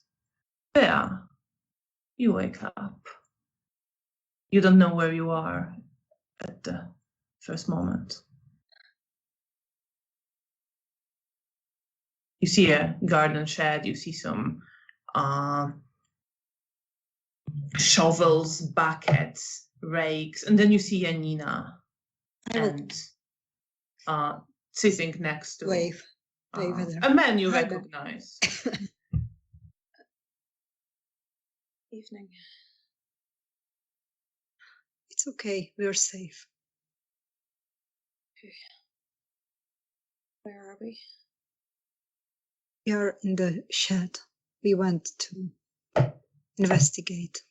We tried to get Oscar back, the Malkavian. But it's lost. Well, check your journal. If you will have further questions, I'll answer them. Okay. And pull out my journal.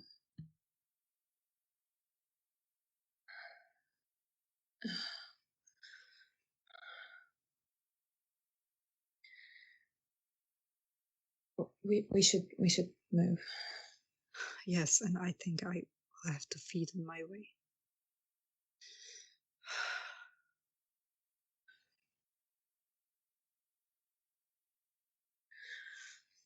Get I agree, we should go.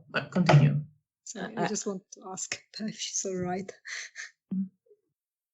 It's just a little unsettled. I guess we all are. We should move and get back to somewhere where we feel less vulnerable. I stand up and dust myself off. Isidore stands up as well. And I will also go. He would have, before we went to sleep, nailed like few planks against the shed door to just nail it completely shut. And now he just grabs them and, without much effort, pulls them out. And you step outside into a cold night.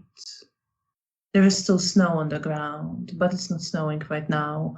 A little bit of snow has melted. The one that is still covering the ground is kind of wet, and your foot leave with deep footprints in it. Some of it sticks to your shoes. The night is clear.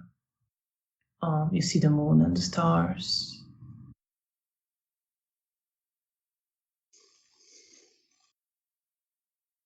I'm just walking relatively quietly. Me too. And so is Isidore. I'm trying to stay alert, but I'm trying to wait when we are somewhere where I could try to hunt. You're staying alert. So roll your perception and alertness with difficulty 6.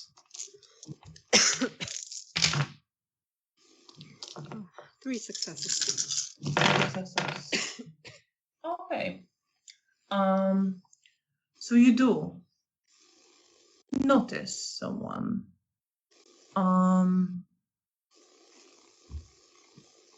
Walking. You are walking along the road. Someone walking alongside you, but more hidden in the bushes and among the trees.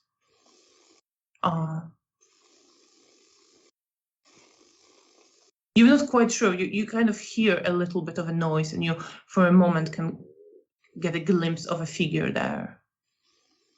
I will probably glance to Bea, if she or stop her, just briefly touch her to alert her about someone there, and point my nose to. Do I see anything? Perception and alertness. Difficulty 6. 1 success. No, you don't. I think there's someone there. Okay. And you see Isidore looking now as well. And a moment later,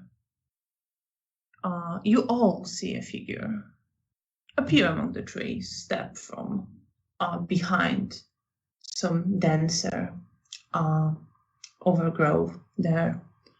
And the figure starts walking towards you, not straight towards you, more towards the road, a little bit in front of you, looking in your direction. And you begin to see a man you haven't seen before, looking to be maybe in his late 20s, maybe early 30s, that kind of age. He's fairly handsome. He has dark hair and is wearing blue trousers and dark grey coat of an elegant cut that Janina, you would recognize, was quite popular before the war among men who wanted to look hip and fashionable. And the coat now is visibly worn out. Man steps out onto the road in front of you. See his black gloves that he's on his hands. And he smiles. Hello. I believe we should talk. I glance towards Bea and Isidore.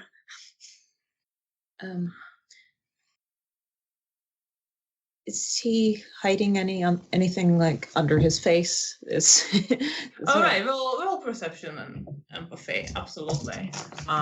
We shall see. We shall see.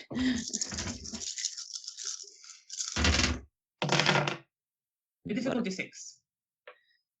Okay, that is 3 successes. 3 successes. You can't see very much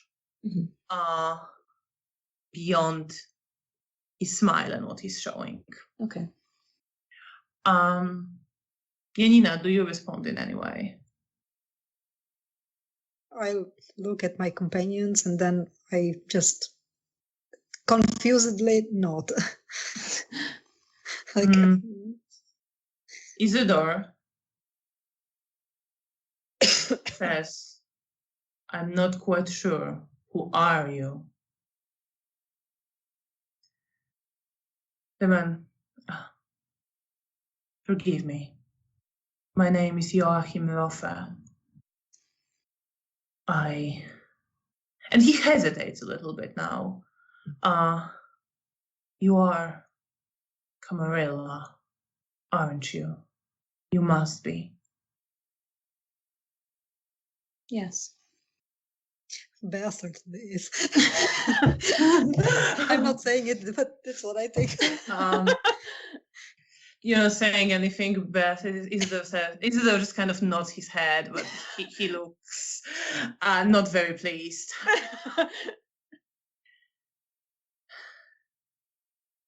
The man, Joachim, considers you all.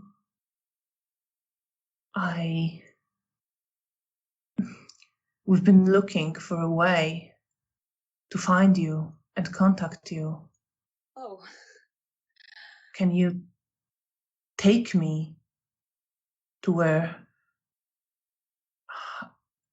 everyone is? I looked at Janina. There was was there a rule about something relating to that? I think we should. I don't. Do I know it? Well, you remember I have just been you were scolded. given a phone number. Okay. You were at some point told to give out the phone number. You know, there is generally like Camarilla is on the lookout for lost kindred. Does maybe Bea has the phone number in her journal? Probably, if you remind me of it. Then I will, like, for a moment, like, consider. Then I will look at Bea. There was a phone number that we called. Right. Do you still have it? Almost certainly. One moment. And I'll grab my notebook and start flicking back through it. I think at the very start, among the pages that are soaked through and dried out after you went swimming in the Vistula River, there would be a phone number. Okay. That you received from Rahela. Okay. Long time ago. Well, it wasn't that long in game. It was maybe 2 months. I think at this point it feels longer. Yeah, but it feels very long. Okay. In which case I take my journal, turn it to the side, and write out very neatly the number and rip the page out. We're not supposed to directly take people there just because of safety reasons, but if you call this number, then the sheriff's people will get in contact and you'll be given a place to meet. He takes it. Thank you for that. I would still very much appreciate if you could take me there. We've been hiding for so long. Who is we? My sire and my broodmate and one other person. Can you maybe give us the names? Maybe if we ask if your sire was known to Camarilla before, maybe that could speed up things. He was. Would you come with me to speak to him? And I look at Isidore and Bea. Are there any sort of... I would like to look for an omen to see whether this is a trick or... Okay. All right. Yeah, absolutely. Thinking like leaves on the ground or something. Yeah. Roll your perception and awareness. Difficulty 8. Okay.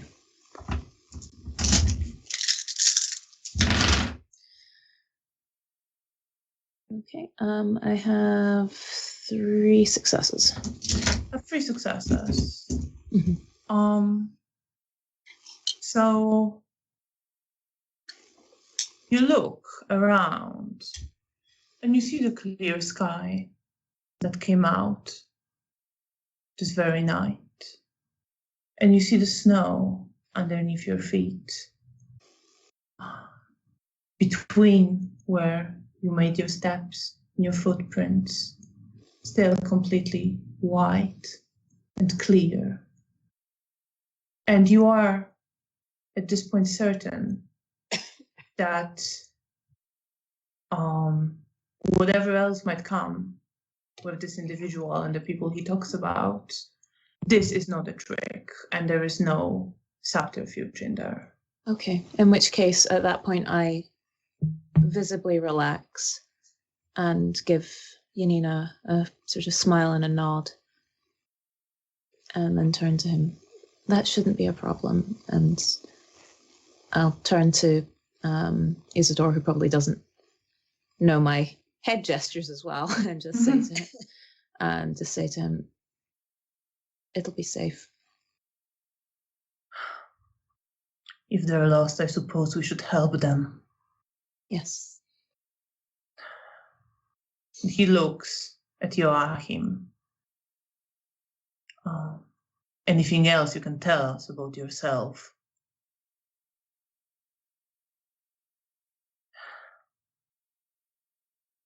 And he smiles. More at ease now. Not well. I suppose that is a question on your mind. I am of Clan Tremere.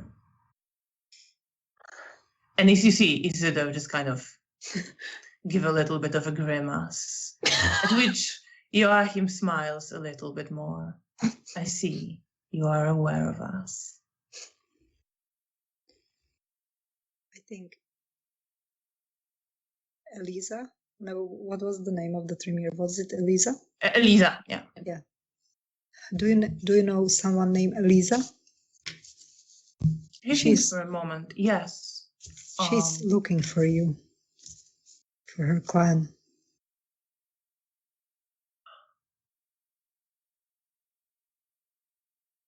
What do you mean? Who else is there? It's from your clan, as I'm aware. It's only her. Well, perception and empathy.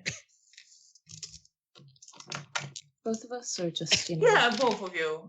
You're there. I have 1-7. And difficulty is 6 for this kinds of rolls, generally. Yeah.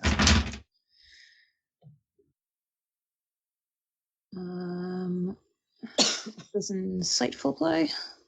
I think not, because you're not like maybe specifically trying to pierce through. Grand. In which case, that is 3 successes. 3 successes. You don't see very much. Okay. You see a little bit of surprise and fear in his eyes, but he hides it very quickly.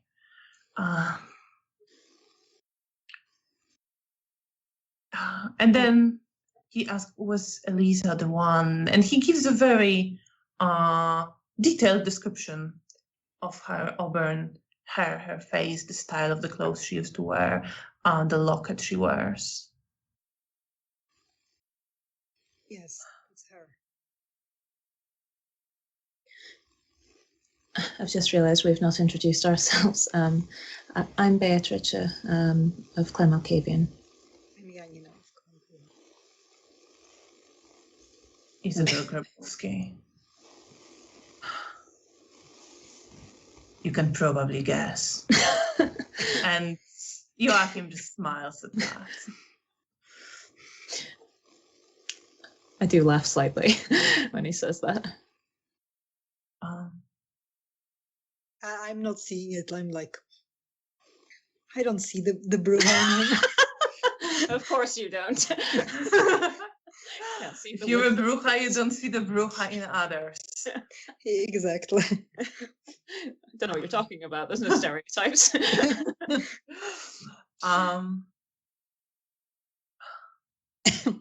Well, if you're willing to come with me, I'm sure my sire will very much want to speak with you. Of course, of course. I give him a warmer smile. And when we follow him, I will ask him, how did you find us? I was observing this area for some time due to people who dwell here. That's It's fair. better to keep an eye on enemies. I can't believe you came out of that house. I can't believe that either.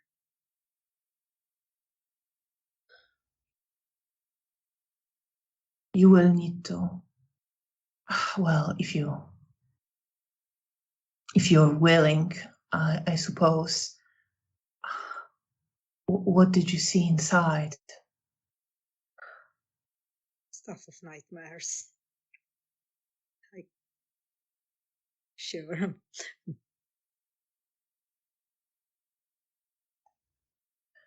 They do some body or experiments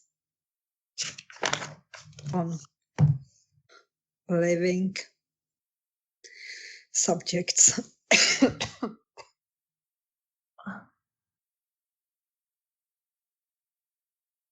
Yes, that's what they're known for.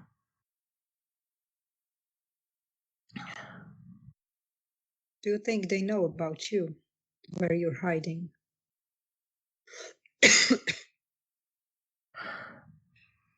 He smiles. I think they certainly spotted me. But I was able to evade them well enough, otherwise I'd probably be inside as well.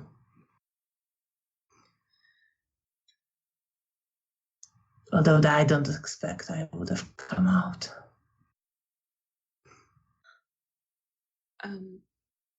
I'd like to use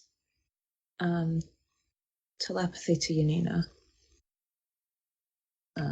Of course. That's intelligence and subterfuge. Am I going to continue abusing this What's for a your while? willpower, Janina? 2. 2. Difficulty 2. Okay. It's the easiest.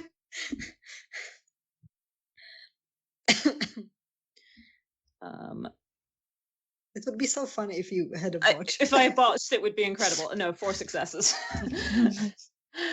I have seen that almost happen for one NPC. But yes, absolutely. What are you doing? I mentally send her, if we can't take them back to Elysium, we could maybe take them back to our haven if that'll be safer, and we could call from there. And I mentally reply to her, yes, that's good thinking. Okay. And I also add, I'm proud of you to remember that we have a new haven. I try to keep feel that pride in I had to stick eventually. I'll then turn to him and say, well, we can certainly get you out of this area, and we have a phone that you can use. speak to the sheriff's people. Thank you. Of We will course. appreciate it. It's Of gonna be a course. little Tremere party. We only recently came back in contact with them, so I understand what it's like not being back with the larger group. After a while, you get used to the constant danger. Yes. And he is very much putting on this relaxed facade Fair. as he says this.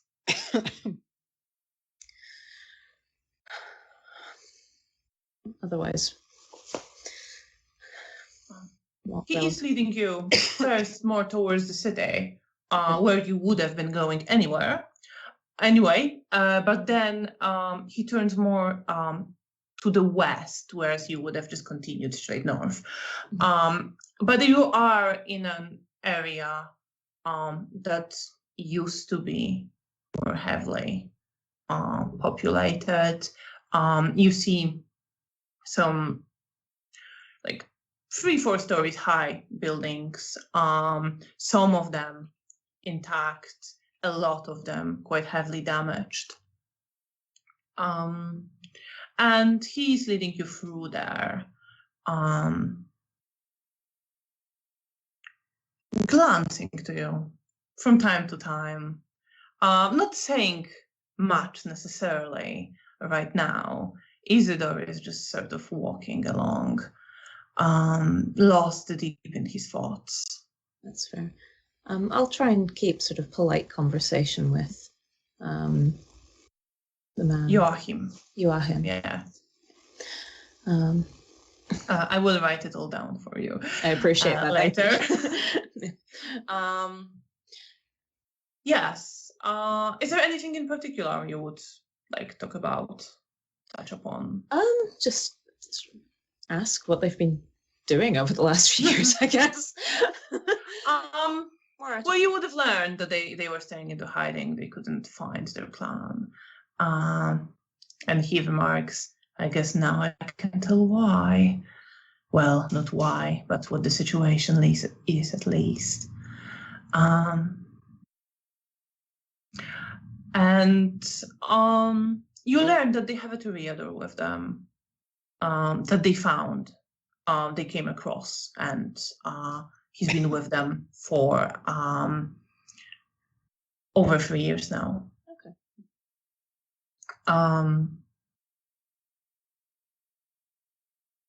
Yeah, and you learn, like he stresses it that they survived, all of them, thanks to his sire. It's unfortunate when we have someone looking out for us. Indeed. It seems we were the lucky ones. Indeed.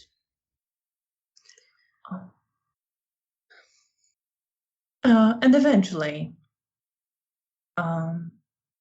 he walks into a building that is almost level to the ground. There's like few, not even a story tall of walls standing. And since it is further from the city center, this hasn't yet been cleaned up in here. He smiles. Here we are. And he removes some of the rubble, and you see there is wooden planks underneath the rubble there. And he lifts it. And there is the entrance to the basement there, that's been hidden. Okay. And he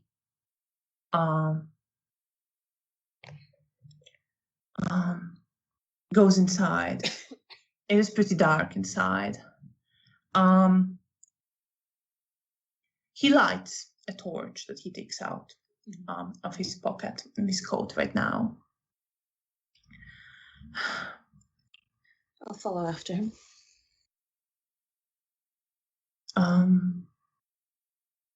And you see he goes into the basement of the building, and you first land in the corridor, and you see in some of the open rooms there is some rubble that the floor collapsed and collapsed some of the rooms in the basement as well. But he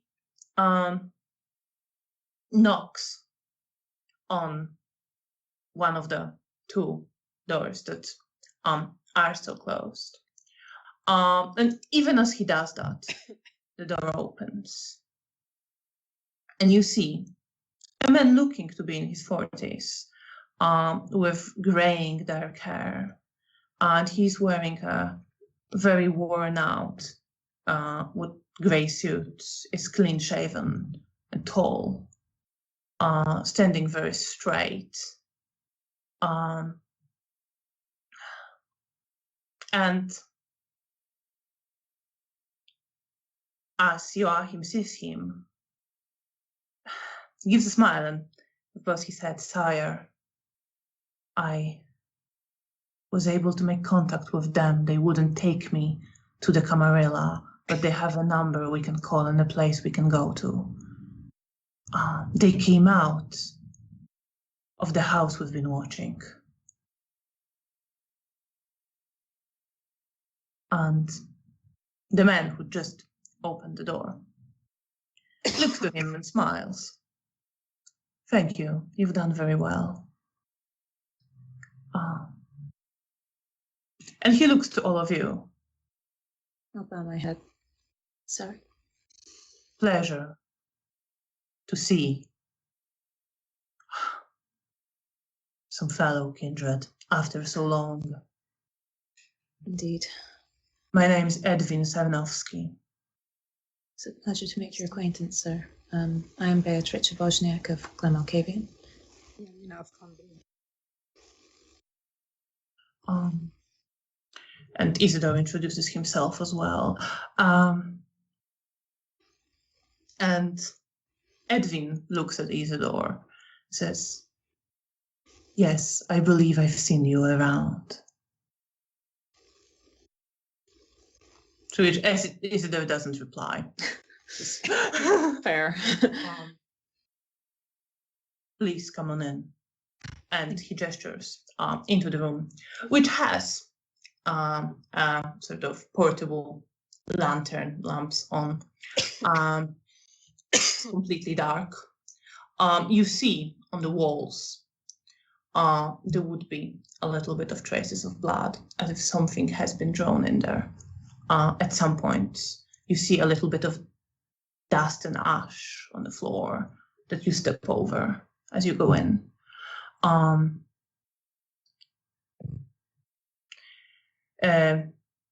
Edwin gives you a glance. I give him a polite smile.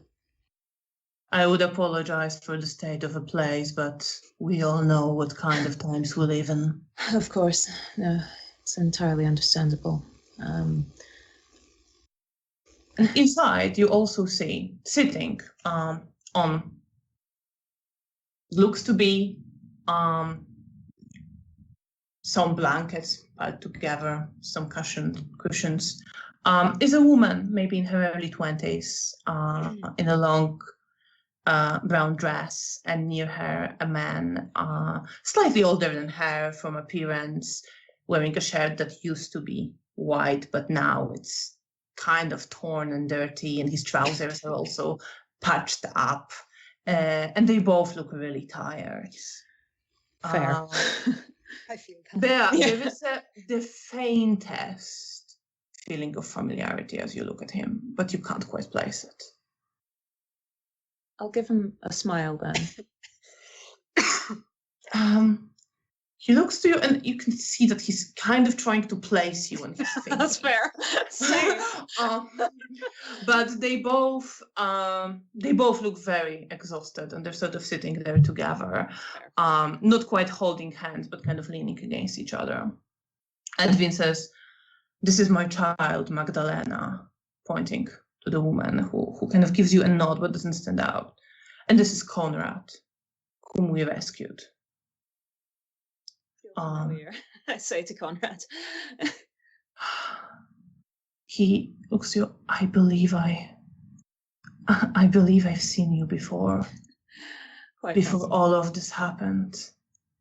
I'm not sure if we spoke. We might That's not. all right. That's okay. A lot has happened. But it's good to see you all in one piece. And like Joachim said, for safety reasons, we've been instructed not to take people directly back to Elysium, but we can take you to a safer place where you can make the call and get in contact with their people, with the sheriff's people. That was the way we got in contact with them in the first place. Edvinos, he said, that would be satisfactory. Thank you. Of course. Tell me, who do you work for? Stanislav Lubomirski, the Ventry Primogen. Primogen? Isn't he the prince now? No, Katarzyna is the prince. You see a little bit of surprise in his eyes. She keeps getting that. And he says, really? Huh. Yes. He doesn't dwell on it, but clearly registers the facts. I try to not make any visible reaction to that statement. How do you feel about those statements? Maybe a mild hint of amusement, in a sort of, oh, I know what's going on for once. There's maybe a little bit of interest in how much the prince has defied expectation. Curiosity. There's sort of a mixture of emotions. I've barely interacted with the prince, so my memories of her are vague at best. Yes, that's fair. Janina, any thoughts on all of this that's been happening? Anything you wish to do? I will probably maybe only repeat that the Tremere Elisa is in the Elysium and that she is looking for her clan, that she will be happy to know that we rescued some. Joachim adds, they told me she's the only one. Yes. Fortunately. Edwin pauses for just the briefest moment and says, I feared as much. But she has nothing to fear. She will be integrated with at least some of her clan very soon. I'm sure that will be use for her. I give him a polite smile in response.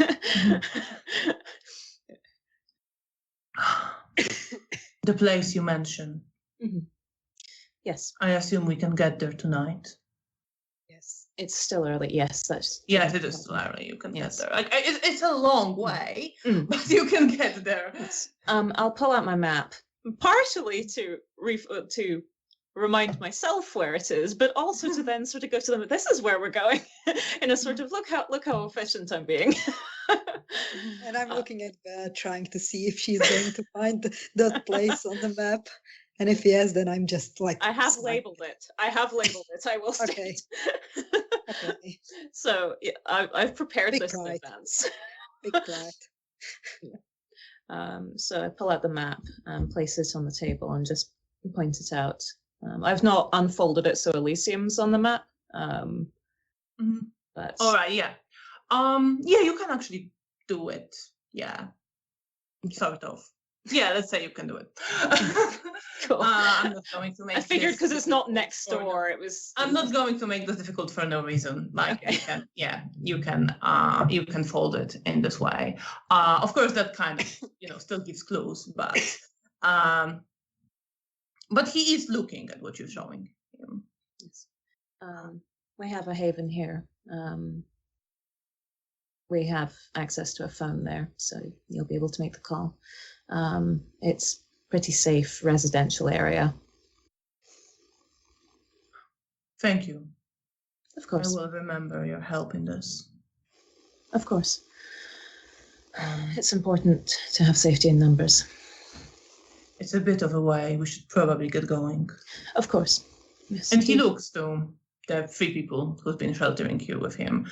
Get the things you need. Do you need any help with carrying anything or taking anything? We don't have quite that much stuff with us. We've been on the move for quite a while. Of course.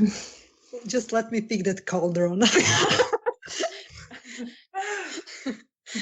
No, there's nothing like that in there. I know, but the image was funny. You see,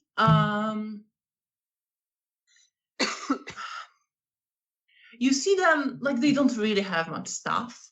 You see,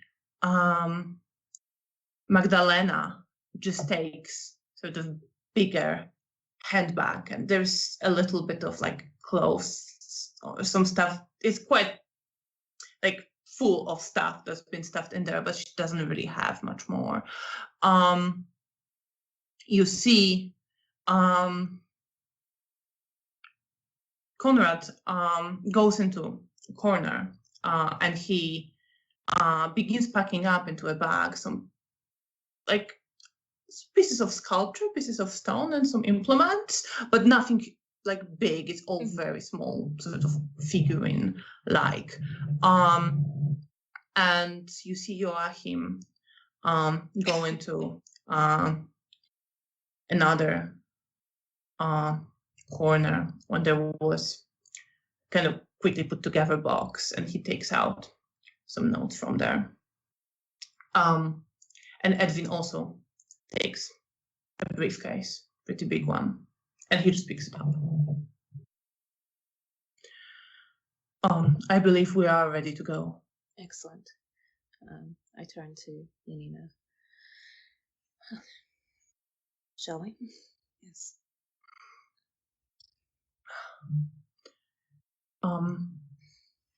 And you start walking.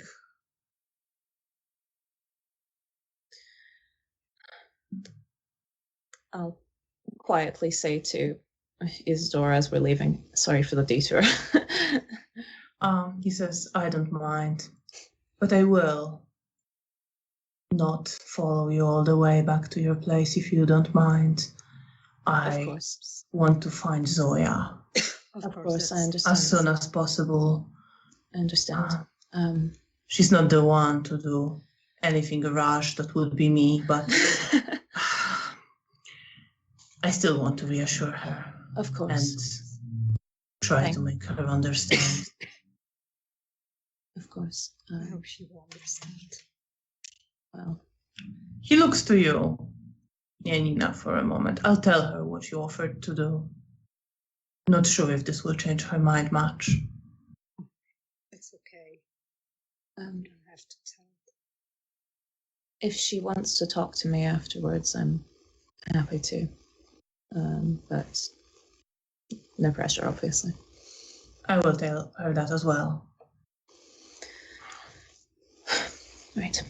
And you are walking. On the way, Isidore follows with you for quite a while, but as you start heading closer to the Poniatowski Bridge, he will separate a bit earlier. Before that, to not quite turn straight toward Hotel Bristol. Wow.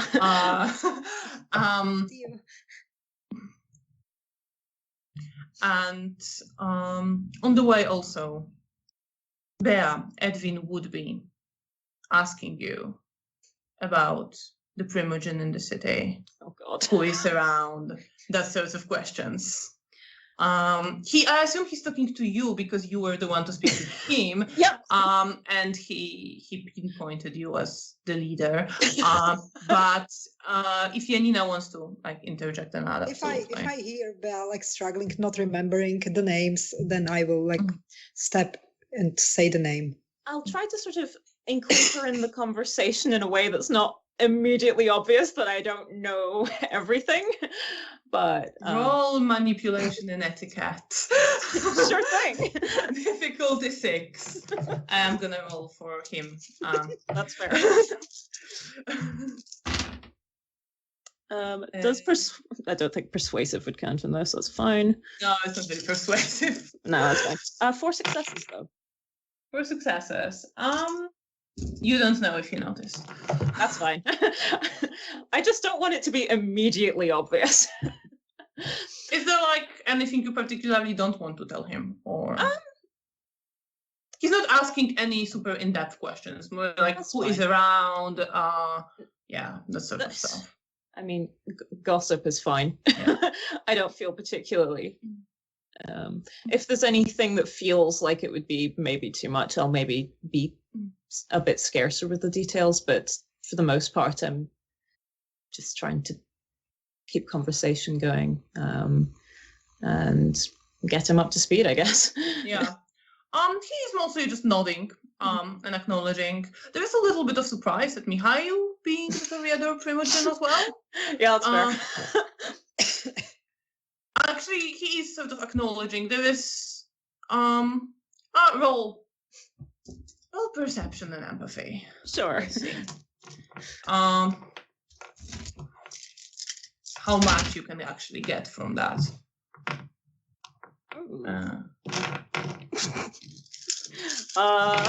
Maybe not that much. Is it bad or is it good? It's not good. Bad roll? Is this pretty bad roll as well? What do you have? Well, I had 4 successes and 3 ones. Would you believe me that he had exactly the same? Oh my god! Let's just roll it again.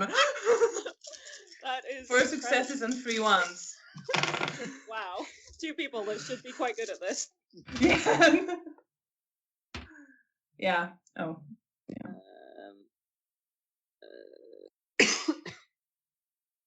Excellent. Is -4. 4. 4. So yes, you would see that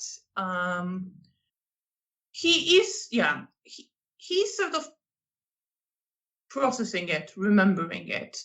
A lot of it is like, something new. From which you would get a sense that the situation of who is on the Primogen Council, who is in power, changed quite a bit from what he expected it to be. Yeah. He is absolutely not surprised at the Malkavian Primogen. Just not being there. Yeah, just not being there, and like who it is, and they're not there. That's that's just kind of course. Yeah, that tracks. Yeah. And Zygmunt, he also is aware of and acknowledges with like no surprise at all. And as you are walking, you can see that Magdalena and Konrad stayed close together. He offers to carry her bag at some point, but she says, I'm all right, thank you. You have much heavier stuff in there. And he just smiles and shakes his head. But they are very closely sticking together, and you see Joachim is sort of looking to them, looking to his sire, listening in on the conversation that you're having, quite attentive, and also looking around. Not necessarily, I mean, he's clearly on a lookout, but it's pretty relaxed. As we're talking, I'm making sure to sort of look between everyone who's sort of paying attention to the conversation, making them feel included. You see, Magdalena and Konrad don't seem to. They don't fine. seem to care. That's fine. Janina, I assume, is drawn into that conversation. Yeah. I'm trying to pay attention. And you cross the Poniatowski Bridge and get to relatively untouched district where your haven is located. I think my mind crosses that I should hunt, but I don't want to embarrass myself in front of our guests, so I'm pushing it aside for now. I'm sorry. Sorry. But yes, it is. You are a bit hungry. And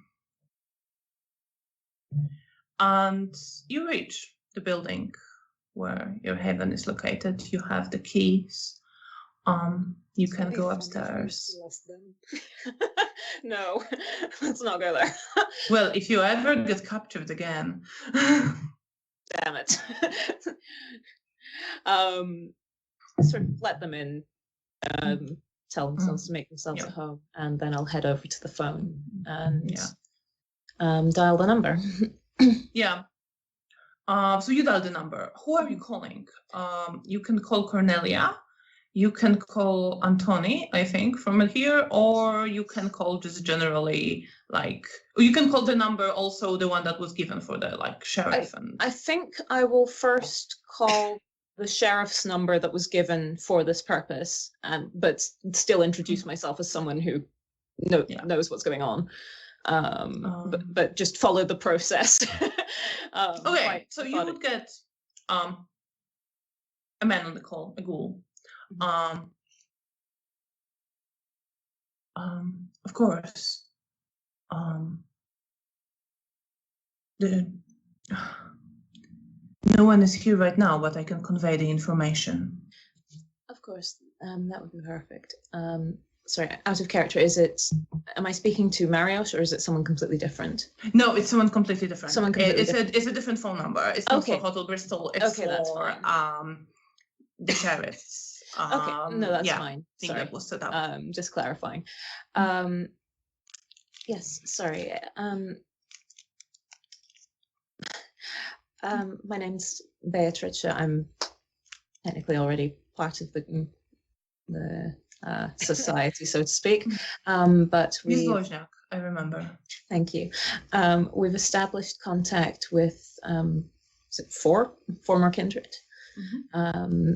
Who were looking to rejoin with the Camarilla. Where are you right now? I'll give the location. We're at our haven at this address.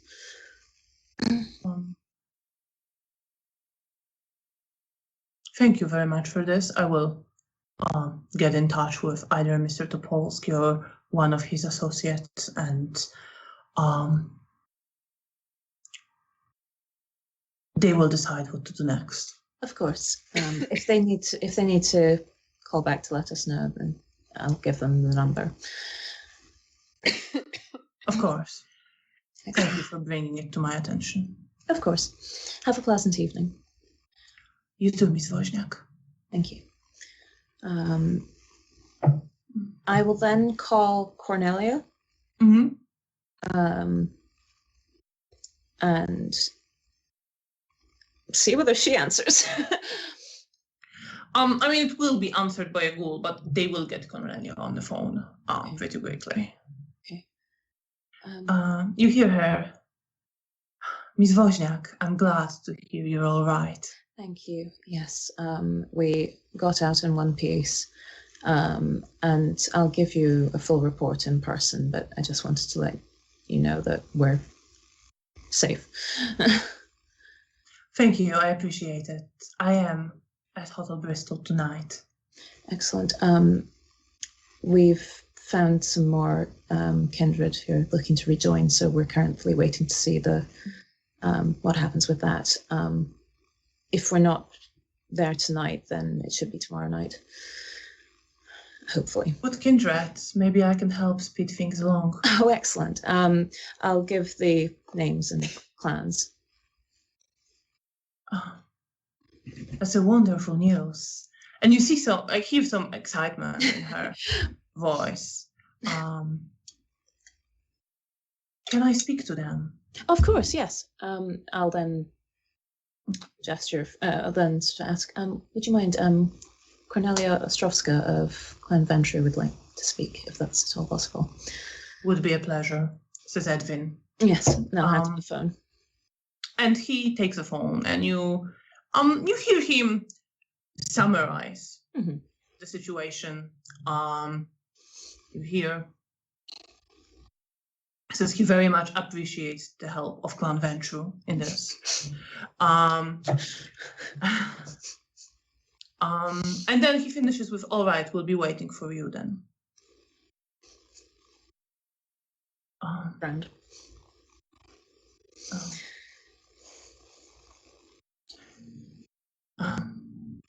And he gives the phone back to you. Do a game past the phone. Yes, you hear Cornelia say, thank you very much. Miss Wojniak, I Of course. will come to your place shortly, pick them excellent. up, and we can take things from there. Oh, excellent. Yes. I wanted to follow procedure first. Wasn't certain. But excellent. Will I need to contact the sheriff's people since we've already spoken to them, or will that be I'll arranged? take care of that. Excellent. Thank you. Okay. Well, we'll see you soon then. I look forward to it. Take care. Good evening. And I'll hang up. Yeah. Janina, what are you doing as this is going on? I probably sit on a chair or on a bed, and I'm waiting for Bea to finish everything. And if anyone from our guests wants to chat, that I will chat. Otherwise, I'm just sitting and glancing at Bea. Joachim will sit next to you. You're quiet for a Bruja. Wow. You didn't spend much time with me. And I smile. Well, didn't mean it as an offense, just a comment. I know. Well, I'm glad that we were able to pick you up and lead you to relative safety. Oh, believe me, I'm even happier. Are you all right? You seem disturbed. Oh, yes, some things happened. It was a hard few weeks. Yeah. Weeks, months, years. Hard times. Yes, but I feel last few weeks were especially hard for me. But that's fine, I'll cope. I'm sorry to hear that. I didn't mean to pry. That's okay. I'm not a very secretive private person. It's the better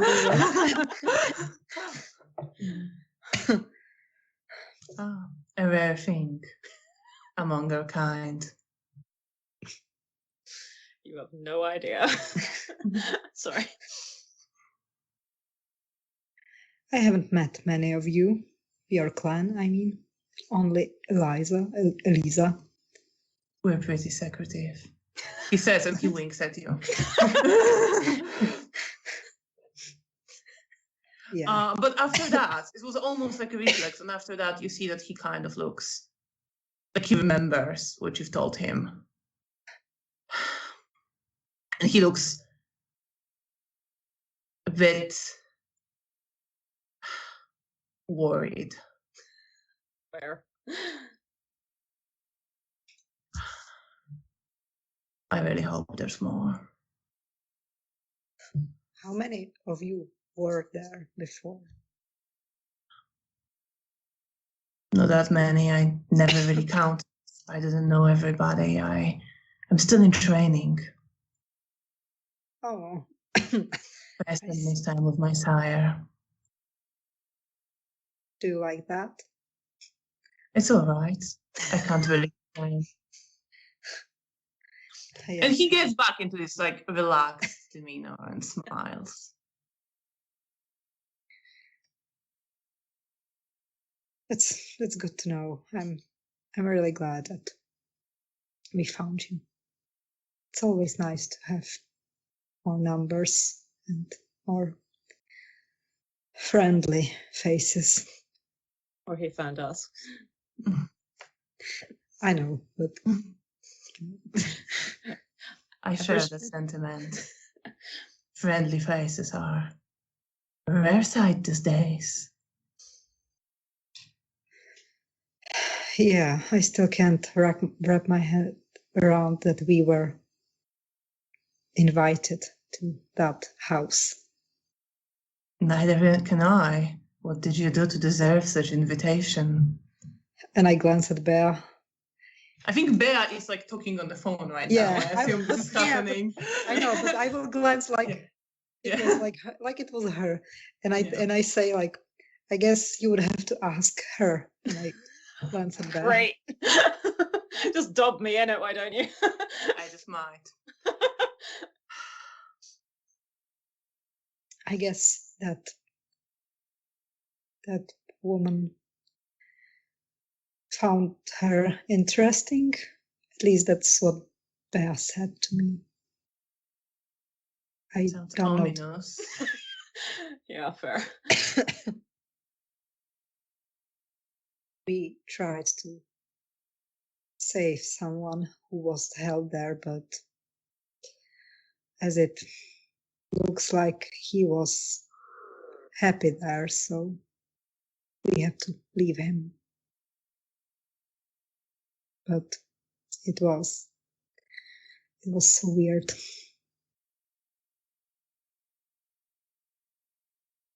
Was it someone close? Well, not to me and to Bea, but we were acquainted. He was close with the man who left. And it was kind of my fault he got captured in the first place. So, yeah, me and my other sister who paid the highest price, we made some stupid decisions. I have to ask now. What did you do?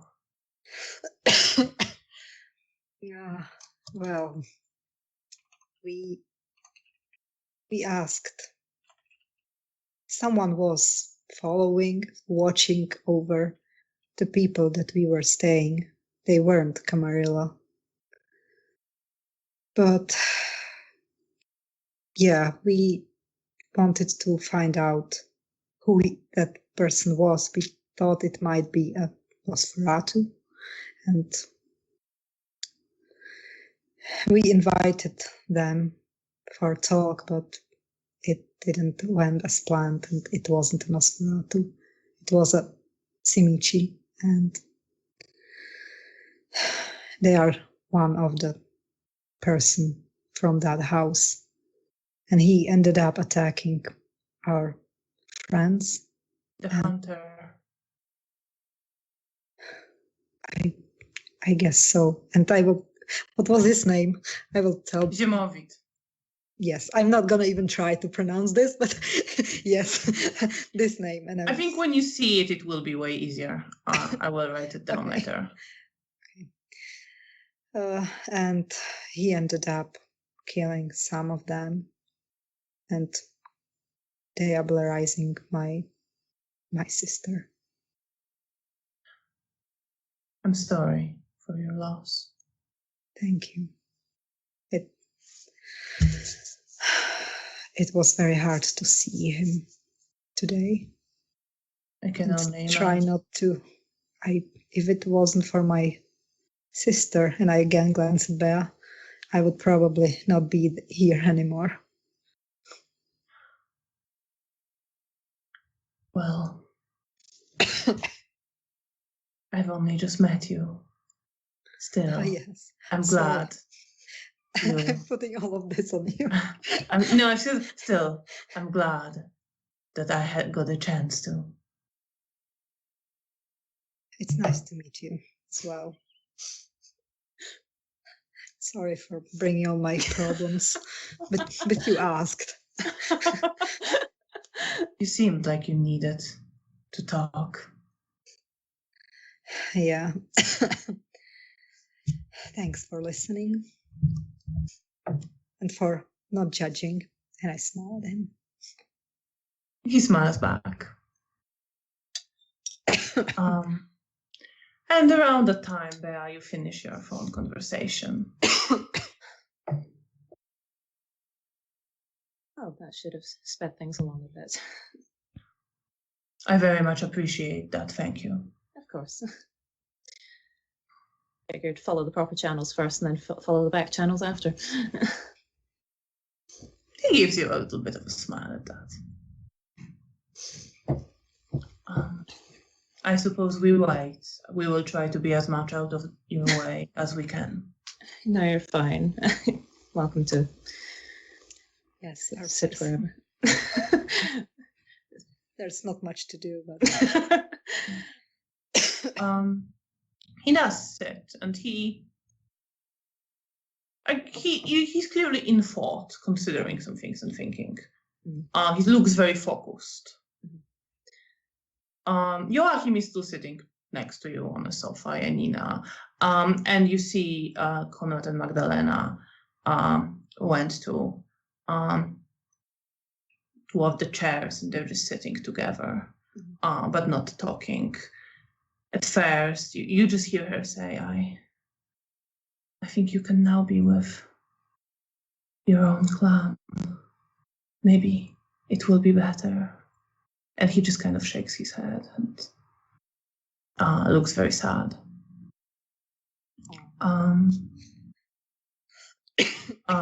Anything you wish to do as you're waiting?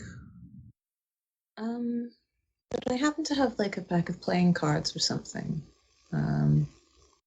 Probably. You tend to have those I carry a things. lot of crap.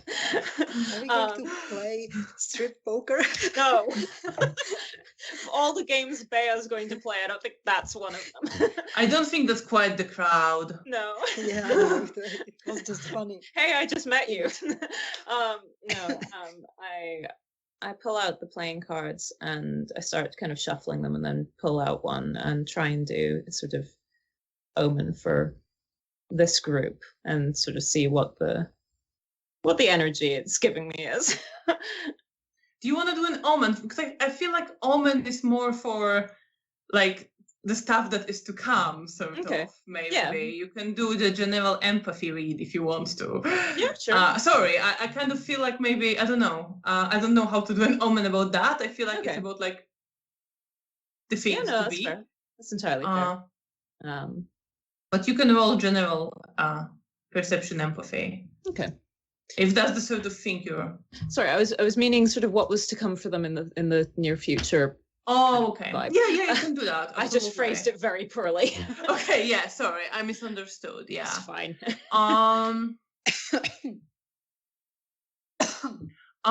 Roll your perception and awareness with difficulty 8.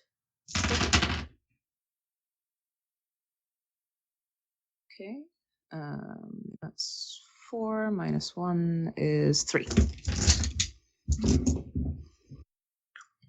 You shuffle cards and you pull out different ones, and you're looking for omens. And it's a strange array of cards that come up. It's a mixture. But from there, you are able to discern possibilities and focus. There is some kind of thread there. There is a thread of suffering and tension and tragedy in there as well.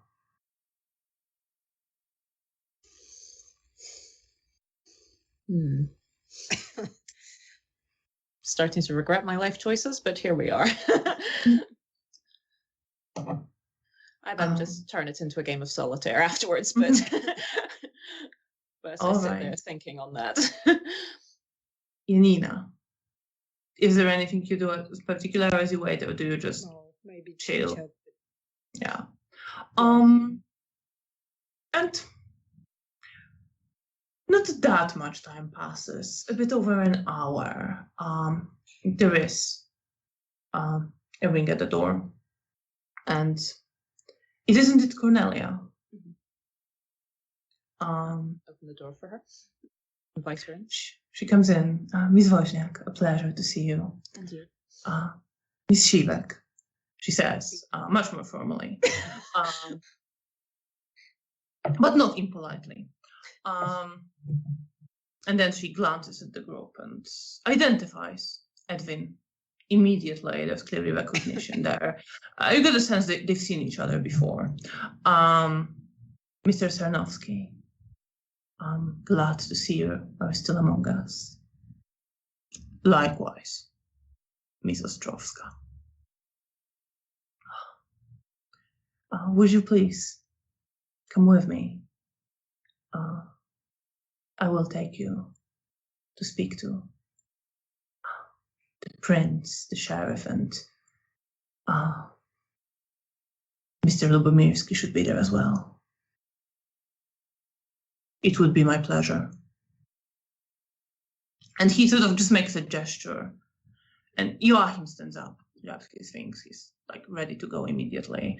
You see Magdalena and Konrad, they also like go. There is a little bit more apprehension there. Edwin turns to you. Thank you very much for your help. Of course. Once again. Have a pleasant night. I'm sure I will see you around. You too, sir. We're glad to help.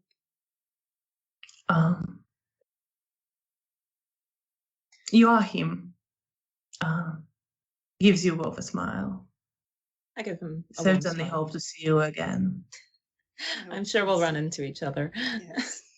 And he follows, and the other two, they sort of glance to you, and Magdalena's eyes maybe linger a bit more on both of you, a bit longer, but she doesn't say anything. She just goes, and Konrad smiles at you, Bea. Maybe we'll get a good chance. And there is a little bit of recognition in his eyes at this moment, but then he glances to Edwin, and he just follows, but like looks back to you, as if he wanted to say something, but he doesn't want to delay things. I'll just give him a smile and a nod. Cornelia will still say to you, well, I need to attend to this right now, but I will be at the hotel for the rest of the night. You can find me there. We'll maybe drop by first thing tomorrow evening, if that's all right. Of course. I should be there for at least some of the night tomorrow as well. Okay, well, get there as early as we can. Okay. And she leaves. And you're left on your own in your haven. Thanks. We are alone and at home. Neither can I. What just happened? Well, I'm glad we found it could help them. Yes. Well, I mean, they found us, but Yes. we helped them. Yes, it was good to be able to get people reconnected. Are you doing all right? Yeah, I'm fine. I just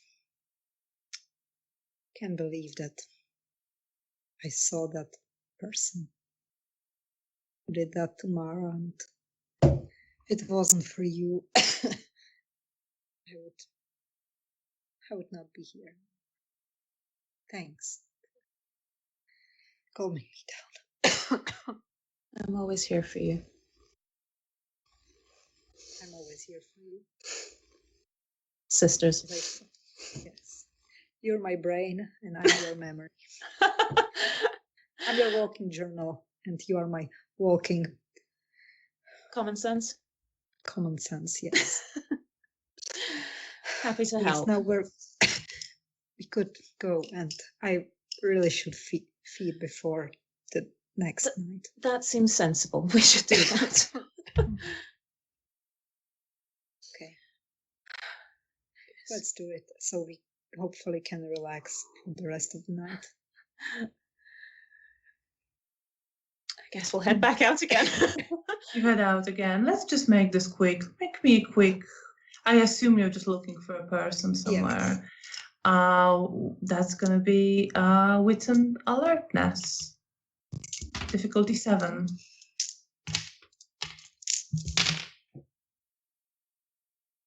2 success. 1 success. All right, so it takes you a little bit of time. You wander around your district. It's not very long. And you do come across a man walking through some shortcut, through like among some trees, a little square. And I'm going to say, Janina, you can sneak up on him and grab him. Okay. But please roll me self-control with difficulty 7. Because you are a little bit hungry. 1 success. I have 8, 7, and 1, but thankfully I have 1 success. So how much blood do you take? 2. 2. I am constantly on the edge. You are. So you feed, you leave them and they're dazed, but he comes to fairly quickly and appears to be, well, relatively unharmed as he can be. Anything in particular you want to do for the rest of the night? I think I just want to sit with Bea, just chill. Maybe because I noticed her cards, maybe we could play like some cards or something. Fantastic. And you spend a pleasant rest of the night playing cards, chatting. Not how I pictured the evening ending, but I'll take it. No. And then I would say you do it until dawn. Getting a little bit of time.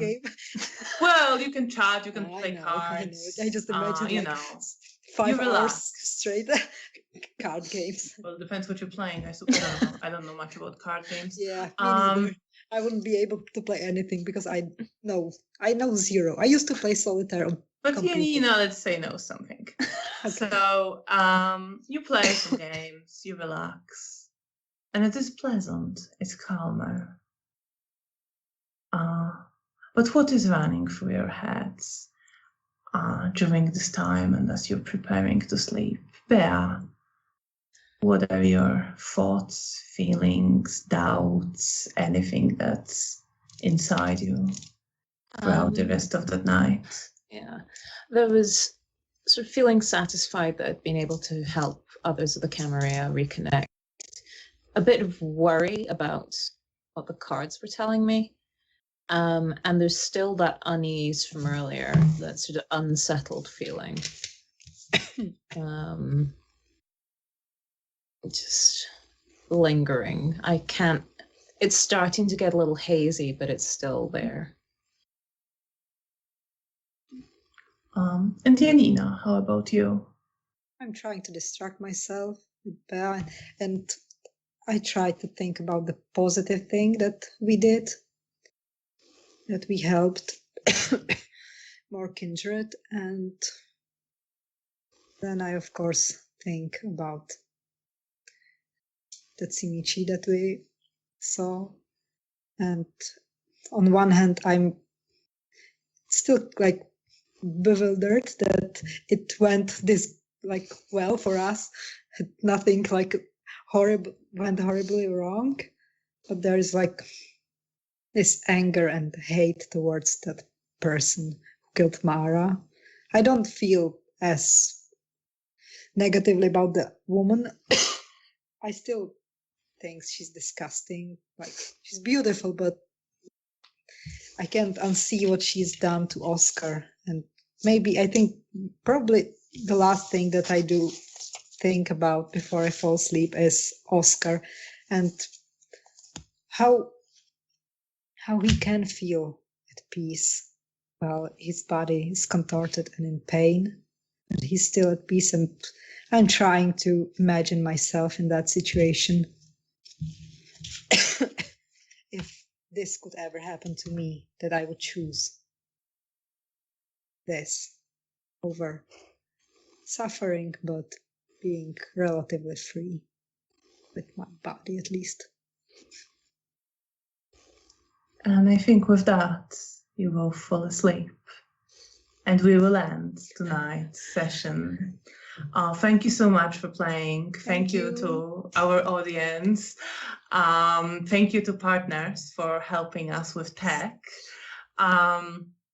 We will be back in 2 weeks, which I believe will be on the 10th of May at the same time, 6:30 p.m. British Summer Time. Hope you will join us again to see what future will bring to Bea and Janina. And once again, thank you for joining us and continuing to enjoy the story with us. Good night. Good night. Night.